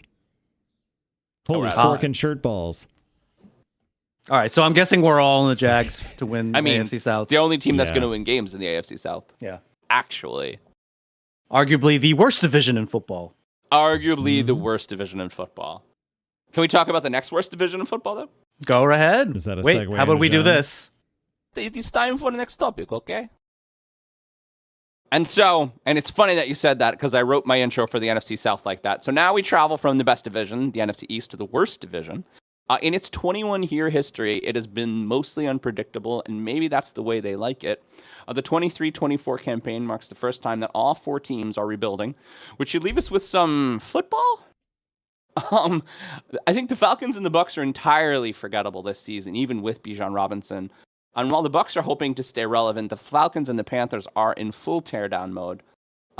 However, the Panthers adding Frank Reich at the helm could surprise us. Number 1 pick Bryce Young will start the year and have access to many new offensive weapons like Adam Thielen, the previously mentioned Miles Sanders from the Philadelphia Eagles, and DJ Shark. All that said, I think the team to watch in the South is going to be the New Orleans Saints. The Saints are still, I think, very good, even with Alvin Kamara out once he gets back from his little vacation. And Chris Olave and Michael His Thomas. mandated vacation. Right. Yes, his mandated vacation. Also, the Saints quietly have had a top 10 defense last year that was overshadowed by their struggling offense in the first year without legend Drew Brees. Derek Carr takes the helm this year, and I maintain that he is a very capable starter. Even last year, passing for over 3,500 yards, 25 touchdowns, and 14 interceptions. And so, my overall question is, can Derek Carr rescue the sinking New Orleans Saints, and is Bryce Young a star on the Panthers? And what is actually going on in Atlanta? I think you are. I think you should give a little bit more credit to the Falcons and the Panthers. Bryce Young is, I think, is going to be a pretty good rookie quarterback, and he does have some weapons around him. Arguably the best running back name in, at least my favorite running back name, Chuba Hubbard. He's also got Adam Thielen as a wide receiver. I mean, they grabbed Miles Sanders for him to run the ball. I don't think Chuba Hubbard runs the ball that much anymore. No, it might be a shared thing because Miles Sanders has never really been a number 1 back. He wasn't that in Philly. How many touchdowns did he score last year, Jeff? Because it's more than 10. It was a good amount. It was a career year for him, I think. Yeah. It was like yardage and touchdowns. Year, yeah. 1,000 yards. He had a good year. Yeah, he had over 1,000 yards, but he did kind of fade towards the end there, especially in the Super Bowl. They favored Kenny Gainwell over him. Mm-hmm. That could have just been wear and tear of the season, though. But I don't have much confidence left in him. So I think the Falcons are going to improve with Arthur Smith as their head coach. I mean, we'll see what happens with the QB. What's his name? Desmond Ridder. We'll see what he can do. I mean, I've heard some good buzz about him, but that's what they say every offseason. He's got for every team. I mean, with Bijan Robinson, and you got Drake as your wide receiver and Kyle Pitts. Yep. They have some pretty good skill players, so I think the Falcons might turn some heads. Did Kyle Pitts score 1 touchdown last year, or was it 2? It was very few. It was way less. It was more than Kenny Galladay. But we've seen potentially with even shot across the bow. At least he's not Nathan Peterman, right? He's not Nathan Peterman. Better than Peterman. And the Bucks. I mean, they got Baker Mayfield. I maintain that Baker Mayfield is very, very bad at football. He's not bad at it. He's not great at it. Replacing Tom Brady with Baker Mayfield is like replacing Michael Jordan with Baker Mayfield. In basketball. Hot take. Amazing. Now, keep in mind, now Tampa still has some pretty good receivers on their team. They got Mike Evans, they got Chris Godwin. So Baker still might accidentally get at least 20 touchdowns. But were you confident that Baker would beat out Kyle Trask in the preseason? I would, because Kyle Trask is even worse. Yeah, I think the problem with Mayfield is that he's serviceable enough to just be good enough to where it's hard to unseat him unless you have a surefire franchise quarterback, but that's going to lead you to 8 wins every year at most. I think they're going to both be really terrible. Probably more. They could. 6. I mean, they're going to need a good running game. We'll see what happens with Ronald Jones now being kind of the lead back in Tampa. As Baker has definitely shown that. Yeah, Baker needs a good running game in order to succeed because they don't have a good running game. They don't have a good team. We'll see. Mike Evans should leave. I mean, Evans is in the twilight of his career. He can, Buffalo could use a really respectable number 2 receiver since he's asking for more money. He's asking for more money. These receivers. You should get a rental. You need more than 1 receiver, Pete. Can we? I just want to win 1 Super Bowl. You should get a rental. You need 1. I mean, here's the thing. I keep saying that, but I mean, I think Derek Carr is better than he looks on. I mean, Derek Carr was on a very bad Raiders team last year, and he had a very good He's season. not a bad quarterback. No. He's not a bad quarterback at all. He really isn't. No, I think his arm talent's been underrated for He's many on years. probably the best team he's ever been on. He has been working hard all off season. Chris I don't think Olave's he the real deal. Michael Thomas. I don't think back. he ever. I don't think he ever understood Josh McDaniels' offense either. I don't think he did either. No, I He agree. said that a few times last year, and I mean the numbers kind of showed. Even having Devontae Adams on his team, he's I think like, the Saints win for fun. I think they win at least 12 games, if not more. I think and they will I've be said a that- fun team to watch. I've They said will this be. before. You know who they have coaching Derek Carr? John Gruden. Yes, Interesting. You know, and he came I've back been- for Derek Carr, right? He essentially came back for Derek Carr. Yeah. I'm kind of rooting for Derek Carr this year because I feel like with all that went down in Vegas last year, did you see how salty he was during the Pro Bowl skills contest, which mean absolutely nothing for this season of NFL, but just to see him decimate all the other quarterbacks in all of the skills competitions there and do it with fire in his eyes was great to watch. That was The entertaining. fucked up part about the end of last season for Derek Carr is that the Raiders could have probably made the playoffs if they let Derek Carr play. But they're like, you know what? They started kind of gonna hot, roll- didn't They did the year before. Yeah, Yeah, they made the very playoffs good. without that coach. they? Right. It was Right, they- Rich Bisaccia or whatever. Rich They were Bisaccia. very good for 2 or They 3 should have years just in a kept row. him. Tons Yeah, of great why skill they didn't, I players. don't know why. 1 or 2 games off, and they're like, Derek, you've been great, but why don't we let this rookie try? Yeah, it's like Another what the team fuck? badly managed. Like, Another team yeah. that's been badly managed. Again, he they took his gave up ball and he went- Darren Waller. Yeah, Right. He took his ball and he went home. He was I just thought- like, this sucks, I'm out. when they made that trade, I Josh thought they were trying McDaniels to- is like what's his name? Adam Gase. yeah. For some reason, he was just a name who just kept getting floated and kept getting jobs and never worked out. I think Yeah. it's even worse than Adam Gase because he's like, I remember when I won with all of these former Patriots. So I'm going to hire all of these former Patriots. Tom Brady's even an owner. I wouldn't be surprised if Josh McDaniels is like, so you want to suit up one of these games? I think Oh, that's exactly. I think Devontae Adams and Mike Evans and they should just go form a basketball club or buy a strip play club or pickleball. something. Go play There you go. pickleball. Just like, come on. They would Join do Join a us it. You know support what? group. Right. Create a support John, group. I will join you. I will take the Saints as well. Yeah, let's I mean, talk yeah, about Saints. it. Saints for 2. What do you guys think?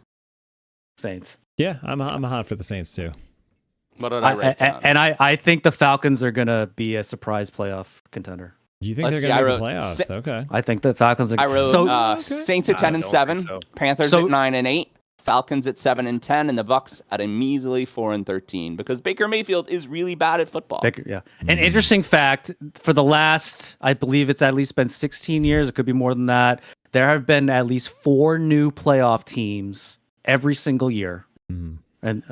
And I think the Falcons is going to be one of those teams this year. Yeah, I would take the Falcons over the Panthers this year. I think the Panthers are going to be a very good 2024 and 2025 team, I but think they're going to surprise you, and I don't think the Falcons are going to be very good. it'd be fun to see. Bryce Young looks They will really be good in passable. preseason. They will be but passable, but that's Bryce Young looks preseason. great, and the Preseason addition doesn't matter. of Adam Thielen, who still is very good at football, and Miles Sanders, I think, is going to help a lot.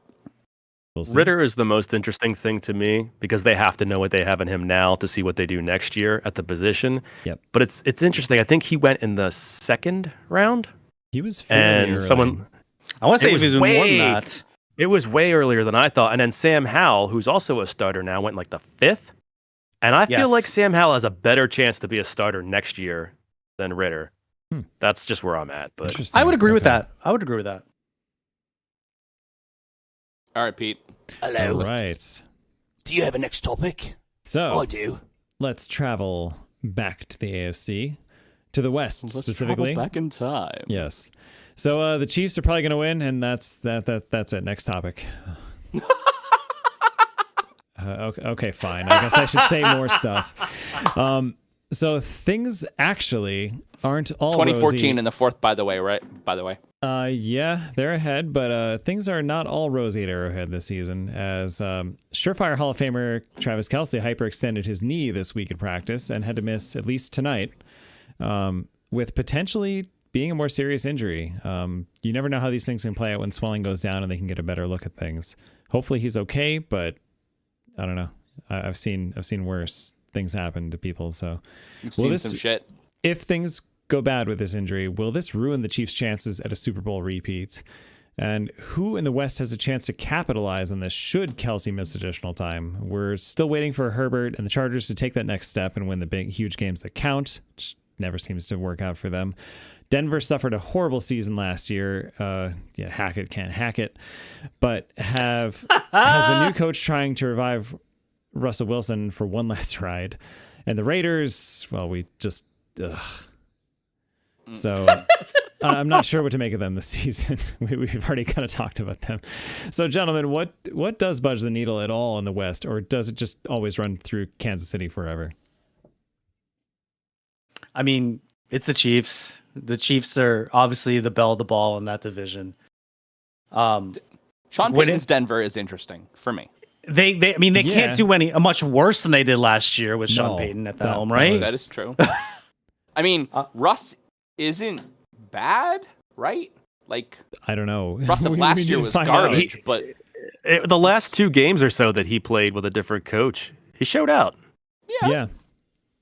I mean, Javonte is they rebuilt Javante's knee. That's great. They just lost one of their wide receivers though. I can't remember who it is. Yeah, Tim Patrick. Oh, and then Judy suffered something too. Judy should be okay for the first game. Yeah, I think I think I saw that for most of the season, if not all. And then they still have Cortland Sutton too. Yep. Marvin Mims. But and they have an okay defense. So I mean, the Broncos might be okay. I mean, they're certainly going to do better than last year, but they're probably not going to. They're still not going to be good enough to face off against. I think the the addition of Samaje Perine, I think that's a really good pickup for them too. They're the most interesting team for me this year in the West, just because I feel like it's the same story every year for the Chargers, and the Chiefs are boring at this point. Mm-hmm. And the Raiders are bad. Yeah. And the Chargers are the only other team that is a possible contender. I am not a big fan of their head coach. I think Brandon Staley should have been fired last year, but he is still the coach, and he's still probably going to make some horrible decisions in crunch time. Mm-hmm. So, I mean, Justin Herbert is amazing, and you still have Mike Evans, and you have I can't think of the other Keenan Allen, Austin Eckler is still electric. Like, he's one of the best pass catching backs in the league, I feel like. Yeah, I mean, they still have a pretty good D line, although I don't think they did enough to fix the god awful running defense that they had last year. Yeah. So, I mean, the Chargers are probably going to be in the playoff contention, but will they overtake the Chiefs? I don't think so. No. It would have to be like Kelsey. If we find out misses the entire season, and then I don't know. Even if Kelsey misses the entire season, the refs actually turn against Mahomes for once, and I think a left-handed Patrick Mahomes will still win the NFC or the AFC West. Yeah, Detroit just scored, so I like the Chargers. I've decided to be a fan of them this year, but I don't know that their defense has enough to stop Patrick Mahomes. So it does seem like it's the Chiefs. But I will say this about the Chargers: they got a new offensive coordinator in Kellen Mond, who's had some hype for a while. Not that I think it's justified, but there's been hype. He was on the Cowboys. Right. And he was floated for a little while. Is he going to be the hot new head coach someday?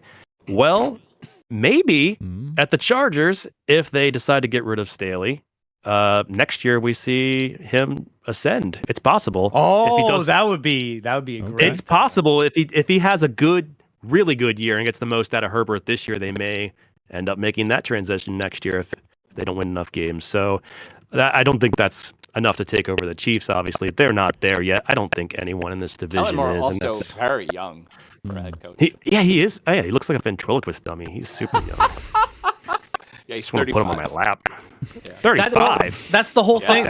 That's the whole thing with NFL coaches now. They're all like we're super young. I mean, Sean McVay is still like, I think he's still the youngest head coach in the NFL.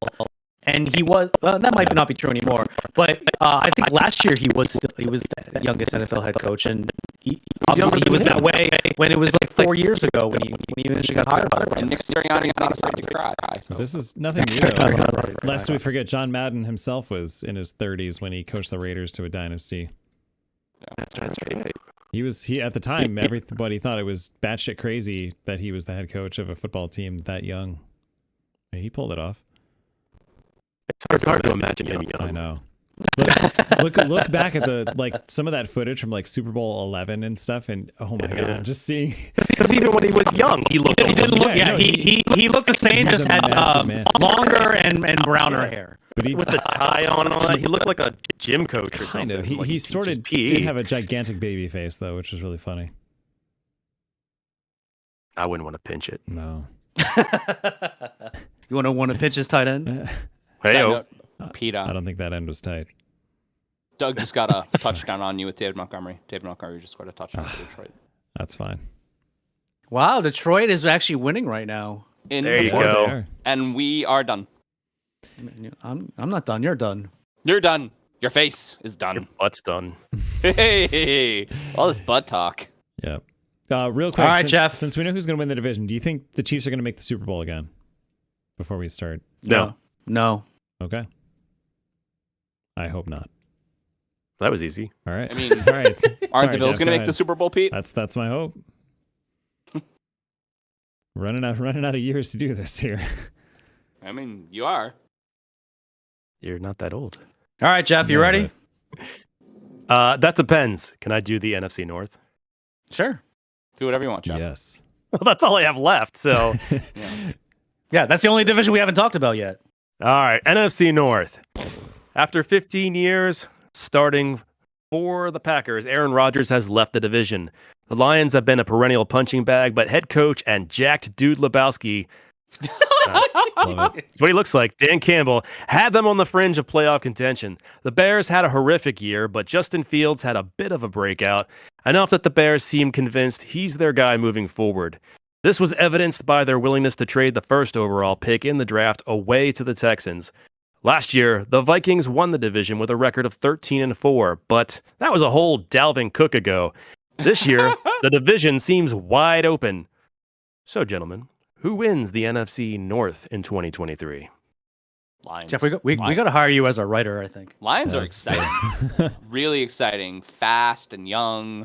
I mean, Amon-Ra St. Brown, probably one of the funner wide receivers to watch. David Montgomery just scored, so that's a big upgrade for them. I think they win. I don't think the Packers are as good. I don't think the Vikings are as good, and the Bears don't have a defense. So I am very curious to see what David Montgomery does this year for this team, because there is no heat on him whatsoever. And I've never been a huge Montgomery fan, but it just feels like everyone's talking about the new hotness with Jahmyr Gibbs. Montgomery might be a sneaky play, Maybe. I just don't know if especially when they don't seem to have any wide receivers outside of Amon-Ra St. Brown right now, because Jameson Williams got all suspended for gambling. all suspended. Yeah. Never mind that. Ooh, I mean, how come no love for the Vikings? 4 and out, guys.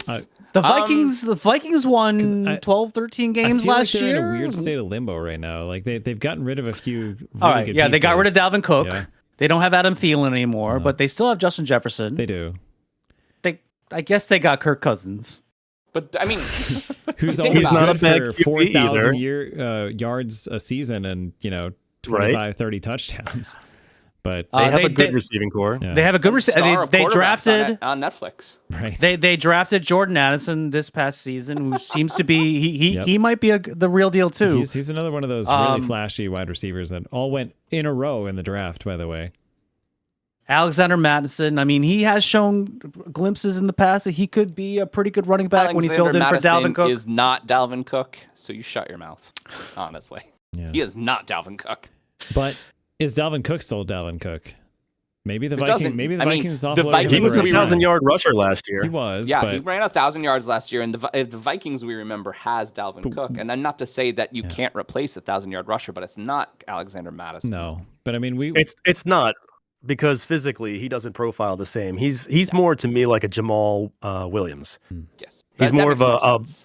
a bruising Right. back that can get some yards, but he doesn't have the long speed to break one off like Dalvin does. He will get caught and pulled down at some point.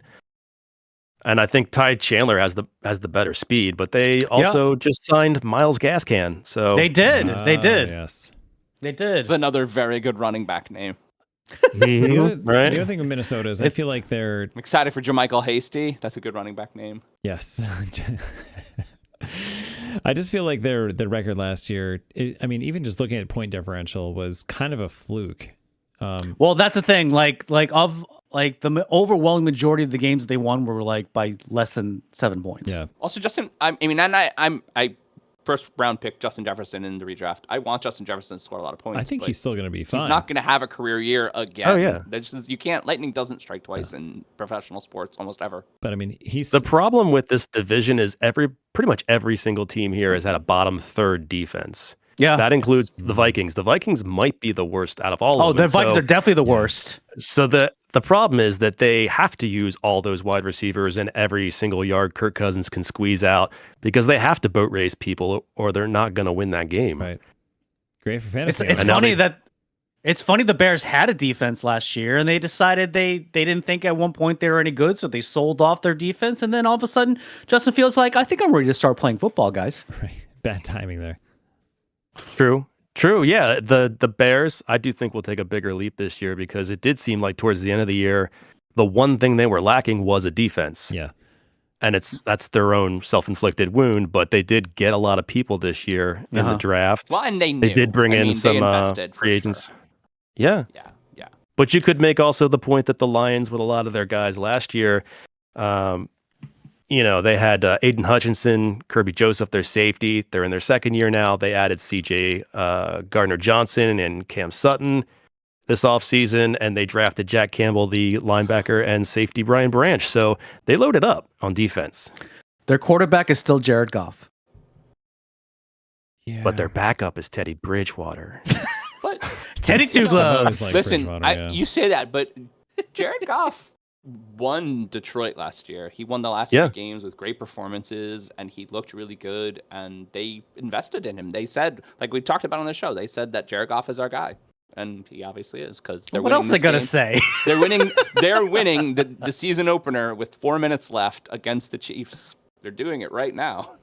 I would say Jared Goff in this division is enough, as long as their defense is enough and the running game is there. It's not like they're playing Patrick Mahomes. Run. I think Run. By the way, I think this Gibbs is channeling like old school when when the Washington football team had a different name, Joe Gibbs, where it's like just barrel rolling and spinning around everybody and, battering ramming his way into relevancy immediately. Joe Gibbs, huh? Joe Gibbs. We're going to have a Joe Gibbs reference on this. Good reference, Pete. All right. I think we're done. I like how my point was that they're not playing Patrick Mahomes in this division, but they're playing Patrick Mahomes right now on the TV in front of me. Oops. They are. Yes. All right. We got 2 more topics on us, right? We do. So that was a run around the NFL, everybody. All right. So I'm still going to talk about football. Me too, Mark. But we're going to talk about college football. I see what you did there. So the University of Colorado made quite possibly the biggest splash during college football's opening weekend last week by defeating TCU, which was one of the top 4 teams last year. This was primarily due to Deion Sanders becoming their head coach after a successful 3-year stint at Jackson State. Coach Prime is big on providing a supporting yet accountable culture, and his mere presence has attracted a lot of players via the transfer portal. Now, the season is still very young, and time will tell if the Buffaloes, that's right, they're the Colorado Buffaloes, have what it takes to make it to the college football playoff. So, everyone, should we be taking Deion Sanders as legitimate head coach? And will he eventually jump to the NFL? Ooh. He has been very successful. I think that the point you made of kids just want to play for Deion Sanders, and so people are transferring to Colorado is a good one. But I mean, you look at there's a whole bunch of cool stories. There's a story about Jimmy Horn. I mean, you look at the way he treats the players and the way he talks to the players. He knows how to be a football player, and I think that's helping a lot. Absolutely. Good locker room. I mean, every playoff team the Yankees ever had, and I always like to say this, have always been a very, very, very vibed, like a very good locker room. They have a lot of fun. They play a lot of games. And I mean, I think that's important, right? It's important to be relaxed. It's important to also know how to play the sport. And I think Deion Sanders brings both of those things. Do you think winning breeds Or sorry, I messed that up already. Do you think culture breeds winning, or does winning breed culture? That's what we're saying, right? I think that culture with the right roster breeds winning, but also, if you bring in, and I think that was maybe the administration's idea, if you bring in a winner, Deion Sanders is a winner, then other winners will follow, and it doesn't matter if he's good at football or not. It just so happens that he is, but he's also a name that brings kids who want to play for a name, because remember, all these guys are in their 20s. Yeah, and Deion, while he said that he's not a big believer in culture, like he'd much rather just have the most talented roster than have to worry about culture. But in a lot of respects, you still are bringing some kind of culture to the to the team, just based off of how you coach and your just the way that you talk to the players and your whole methodology and whatnot. So, I mean, you're right. They're kind of one and the same, and one will eventually lead to the other. By the way, Kadarius Toney just was the Kadarius Toney of Giants past and dropped a touchdown. So, oof. There's that. It's okay. Sky Moore just caught a big touchdown or catch. Good. But did Toney break anything? No, he just dropped the ball because he likes. Well, then that's progress, man. That's progress. Drop pass and not. There's offensive holding. Never mind. Yeah. All right. So now this is one thing I didn't like about Coach Prime. Now at Jackson State, he was big on. He wanted to promote historically black colleges because that's what Jackson State is. And then he jumps to Colorado. Now a lot of his former players from Jackson State did actually transfer to Colorado because of him. But now is his message kind of a little bit lost because now he's at a Big 12 school that it's not a historically black college anymore. And then I think this is to kind of go back to the question. I think he will eventually try to jump to the NFL from here. So the message kind of gets lost a little bit from before that he was trying to listen. People should start playing for historically black colleges. Right. I mean, do you blame him for getting paid that he's good at coaching football? Of course not. I mean, what does he bring to the table as a coach that is going to translate to the NFL, though? Right. And I know he played in the NFL, but I'm saying there are coaches at the college level who can play 20, 30 years. They're kings in their castle. Right. They're making all the money, and they never get a chance. You're absolutely right about the NFL? That. Yeah, I mean, absolutely right about that. But someone might be like, "Well, you were really." They've done it before. Really successful college head coaches get drawn to the NFL. Chip Kelly, remember? Yep. He went to the NFL. Yeah. Of course, you should know that. Of course, you should know that. I know they want to go. I'm saying, does the NFL want them? Because I think it has been historically not a good transition, and Urban Meyer most recently shut the door on that. It's not gonna stop. Like they're still gonna try and look out for those head coaches. I mean, who's the head coach of USC? I can't remember. He used to be in Oklahoma. He was like the quarterback whisperer. I can't think of his name right now. Where's my research department? Mark, you always tell these really good stories that you can't tell the punchline. I'm sorry. In my defense, I've been drinking. That's fine. That's what okay, pretend we all know that guy's name. Lincoln Riley. Lincoln Riley. He is. What a great story, Mark. Wow, what a good reference. So, all right. Wait, so didn't he fail before too? No. He was a head coach at Oklahoma. He got Baker Mayfield a Heisman. He got Jalen Hurts when he was there as well. And now he's at USC and he has another Heisman quarterback under his wing right now. So the fact that he has not been wooed by the NFL by now is kind of amazes me. Who do you think gets to be an NFL head coach first, Lincoln Riley or Kellen Moore? Kellen Moore. Because I think what you just kind of laid out is going to happen. I think Brandon Staley is going to get fired after this year, and Kellen Moore is going to just slide right in. There are so many times you see these guys get hired as coordinators or whatever, and they just feel like backup plans. Yeah. Like, doesn't it feel like Eric Bieniemy is that right now with Ron Rivera? No, I don't think about that. I like Ron Rivera as a coach. I like him too, but if he doesn't win games, that's... Yeah. What's that? I feel like this is Bieniemy's shot to get out of Andy Reid's shadow. I hope so. I mean, it could happen because of the new ownership in Washington. And so if they don't win, they might blame Rivera and they want to start with their own regime. Right. So Rivera that could was on the happen. edge. Rivera could was on the happen. edge last year. I was surprised they didn't let him go. I didn't think they should have, but he was so close. Yeah, I really thought They Bieniemy have a was all terrible over him. roster. Yeah, They have a terrible Riverboat roster. Ron. I was surprised Bieniemy just didn't go straight XFL to star Taylor Washington as a Heineke. head coach. Honestly, Right? I'm I mean, I'm honestly surprised they didn't hire him in Carolina. yeah, I would have thought that would have made sense. it shocked me with just how. I mean, you're a mastermind, supposedly. I mean, yes, I know Andy Reid really, is kind of behind that offense, but Bieniemy for sure had his influence on the Chiefs there Of course he for did. those years. I mean, like, he knows stuff. I feel like the NFL loves offensive-minded coaches these days. I don't know. It just seemed shocking to me that he didn't become a head coach somewhere. We're out Just of kind of time. shows you who's running the NFL, right? Yeah. It's all scripted. Oh no, COVID. All right. Oh man, Let's land this plane, you guys. like Manifest, but better. Like Manifest. God, the callback That's another piling callback up. to something that won't be in the audio podcast, only on YouTube. Oh, that's right. Only on YouTube. A rant about Manifest. Go check it out, you guys. It was such good content too. Pete. All right. Do you want to do a final topic? It's the final destination. I mean, topic. As long as we're on plane landing. Pete,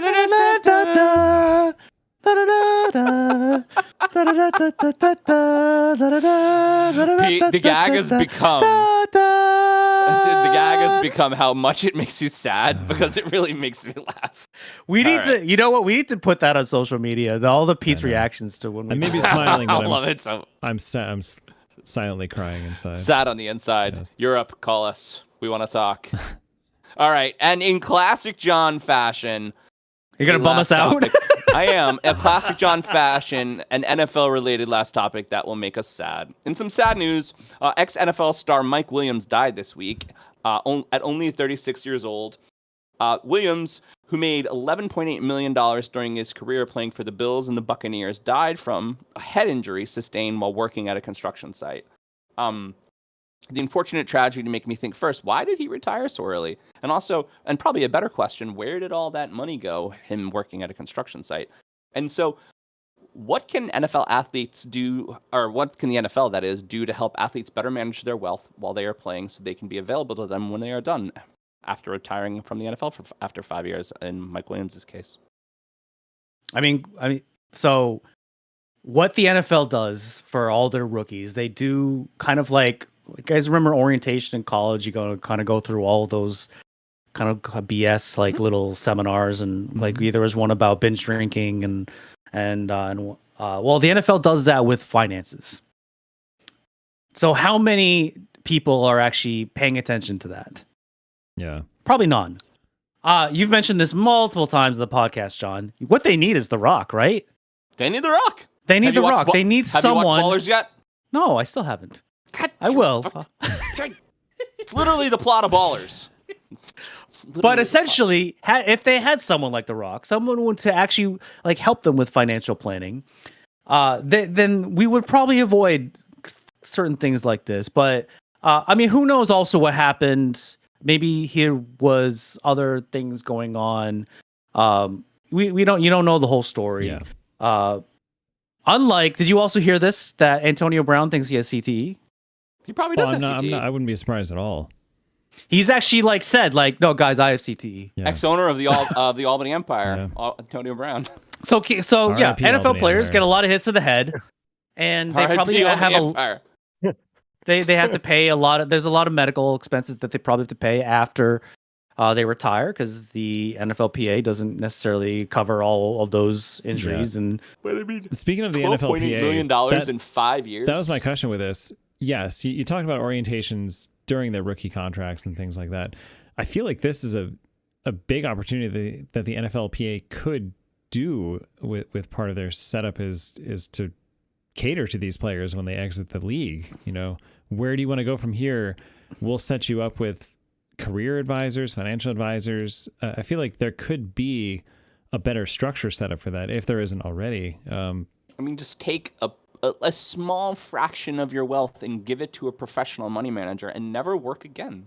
Never work again. And I'd imagine a lot of players do, but there are still some stragglers that maybe, unfortunately, don't. Or I mean, and just don't take that unfortunately, and initiative. what I wanted to get into is, unfortunately, it's a question of equality, and a lot of these people just have never had money and have never thought about money in a way, and then all of a sudden they have more money than they know what to do with, and their they've moms been working want their money. whole life just to get to this Just to play moment. football. Yeah. Yeah. And then they get there and they think they've made it. Right. You know, Right. it More feels money like than they could ever spend. It feels like I've made it to a level, and that's going to stay that way for a while. But yeah, there are programs. You know, John's right. I've seen that stuff before where they talk about it. Or sorry, Mark, that they talk about it, and there are people telling them that exists. They're not listening, and if they don't listen to those programs, by the way, the Lions just won. If they don't listen to those programs, really bring in did. Chad Johnson. Wow. Really did. Called it. They need to bring in Chad Johnson, who bought fake diamonds, lived at the stadium for a while, ate McDonald's. Like, he squirreled all his money away, and no one was the wiser until years after he retired. And he's like, oh yeah, all that's like fake diamonds and things, and like, I got plenty of money. Like, that Right. dude was Right. I mean, smart. Yeah. if you buy your whole family Lamborghinis and mansions and you spend $1 million on food a year, it's not going to last that long. It's just not. That's not the way money works, right? And so I think education would be important, but also just like giving them these tools that they need, which I don't necessarily like you take these 22-year-old kids and you put them in a hotel for a weekend and you tell them to listen to classes, and they're just, you know, sleeping with cheerleaders and trying to make friends with these people that they're going to play this very dangerous sport with. I don't think they're listening. It's clear that they're not, right? How much did you listen when you were 20 years old? I didn't. Right. Yeah. Like, this is why I'm Plenty of working college IT in classes a that middle I- management job. And forever. and Mike Williams, while he was kind of a name, he was definitely a big name in college, but in the NFL, he never really had that big He got most superstar of of that a year. money from the Tampa contract. Yeah, he did The all right Tampa with the contract. Bucks for a while. They paid him. Yeah. He did not play very well for the Bills, and that's why the Bills released him. Yeah. And that's why he's not playing football anymore. But just working at a construction site and getting beamed by a steel beam and dying, I mean, that's a pretty sad That's way to tragic. go, honestly. Yeah. Really tragic. Yeah. Yeah. Like And someone who was an actual college wide receiving star, like an actual star in college. Sure. I mean, So I guess that also brings up the fact that, and Pete likes to talk about, why do these kids leave college if they're going to get paid now? Because they should get their money when they're young and they can. And they should get as much of it as they can, honestly. Well, not everyone is going to be able to make an NFL contract money, though. Like you will have those dangling out there. Like, I guess there was something that came out that Caleb Williams at USC could make $3 million from some NIL deal. $3 million to a college kid is a lot, but that's compared to an NFL contract. Now, the first year, yeah, that's going to be more than the first year of an NFL contract, but certainly not the third or fourth year of a rookie not contract. $257 million guaranteed for Joe Burrow, who is what, 26? Exactly. okay, Exactly. That's the absolute top echelon of the league. And I mean, and it's the thing that the conversation around Tua Tagovailoa has mentioned a lot. Say the last name again. Tagliavola? Tongue. Tungaloa. Whatever. Go Vailoa. So what I mean though is he still plays at great physical risk to himself to get that second contract. And that's Because- why he wants to do it, right? That's the life-changing Well- contract. That's the one that makes your family rich forever. He's got to, he's got to, this is his year. Because in a lot of respects, too, if he doesn't do well this year, Miami's not going to keep him. Nope, they won't. Never mind a big contract extension. He's not going to have a job next year, at least with Miami, if he doesn't do well this year. Yeah. Injury or no injury. And we were just talking about all the first-round NFL quarterback washouts, and there is a long, long, long list of them who are Johnny Manziel.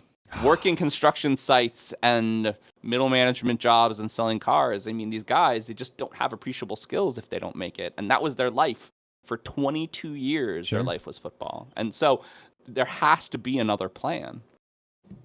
Yeah, I mean, You know what I like about Johnny Manziel? He flunked out of the Canadian Football League too. oh my God, I He know. did. And we're out of time again. Yeah. This was a very good show that is very long. That Jeff, did you have something that you want to say? No. Oh, I thought I interrupted you. He's there. like, I'm Sorry. done with No. these people. Yeah. All right, Oh man. shall we end the game? we I shall. think so. Who won? You we did, all Jeff. won. We all Yeah. won. We won having you on our show. Mr. I love a good D. Yes. I do Anyway. love a good day. Everybody loves a good date. So that has been our 10 topics. We would like to thank our guests for joining us this week. Thank you, Mr. Stoltzfus. Thank you. Please subscribe to us on this very YouTube channel or follow or like us on our socials at If These Balls Pod on X, Instagram, Facebook, and Threads. Our website is www.iftheseballscouldstalkpod.com. This is Mark Pescia for my partner John Campania and producer Pete Steffen. That's what we feel they would say if these balls could talk. Goodbye, everyone. If these balls Bye.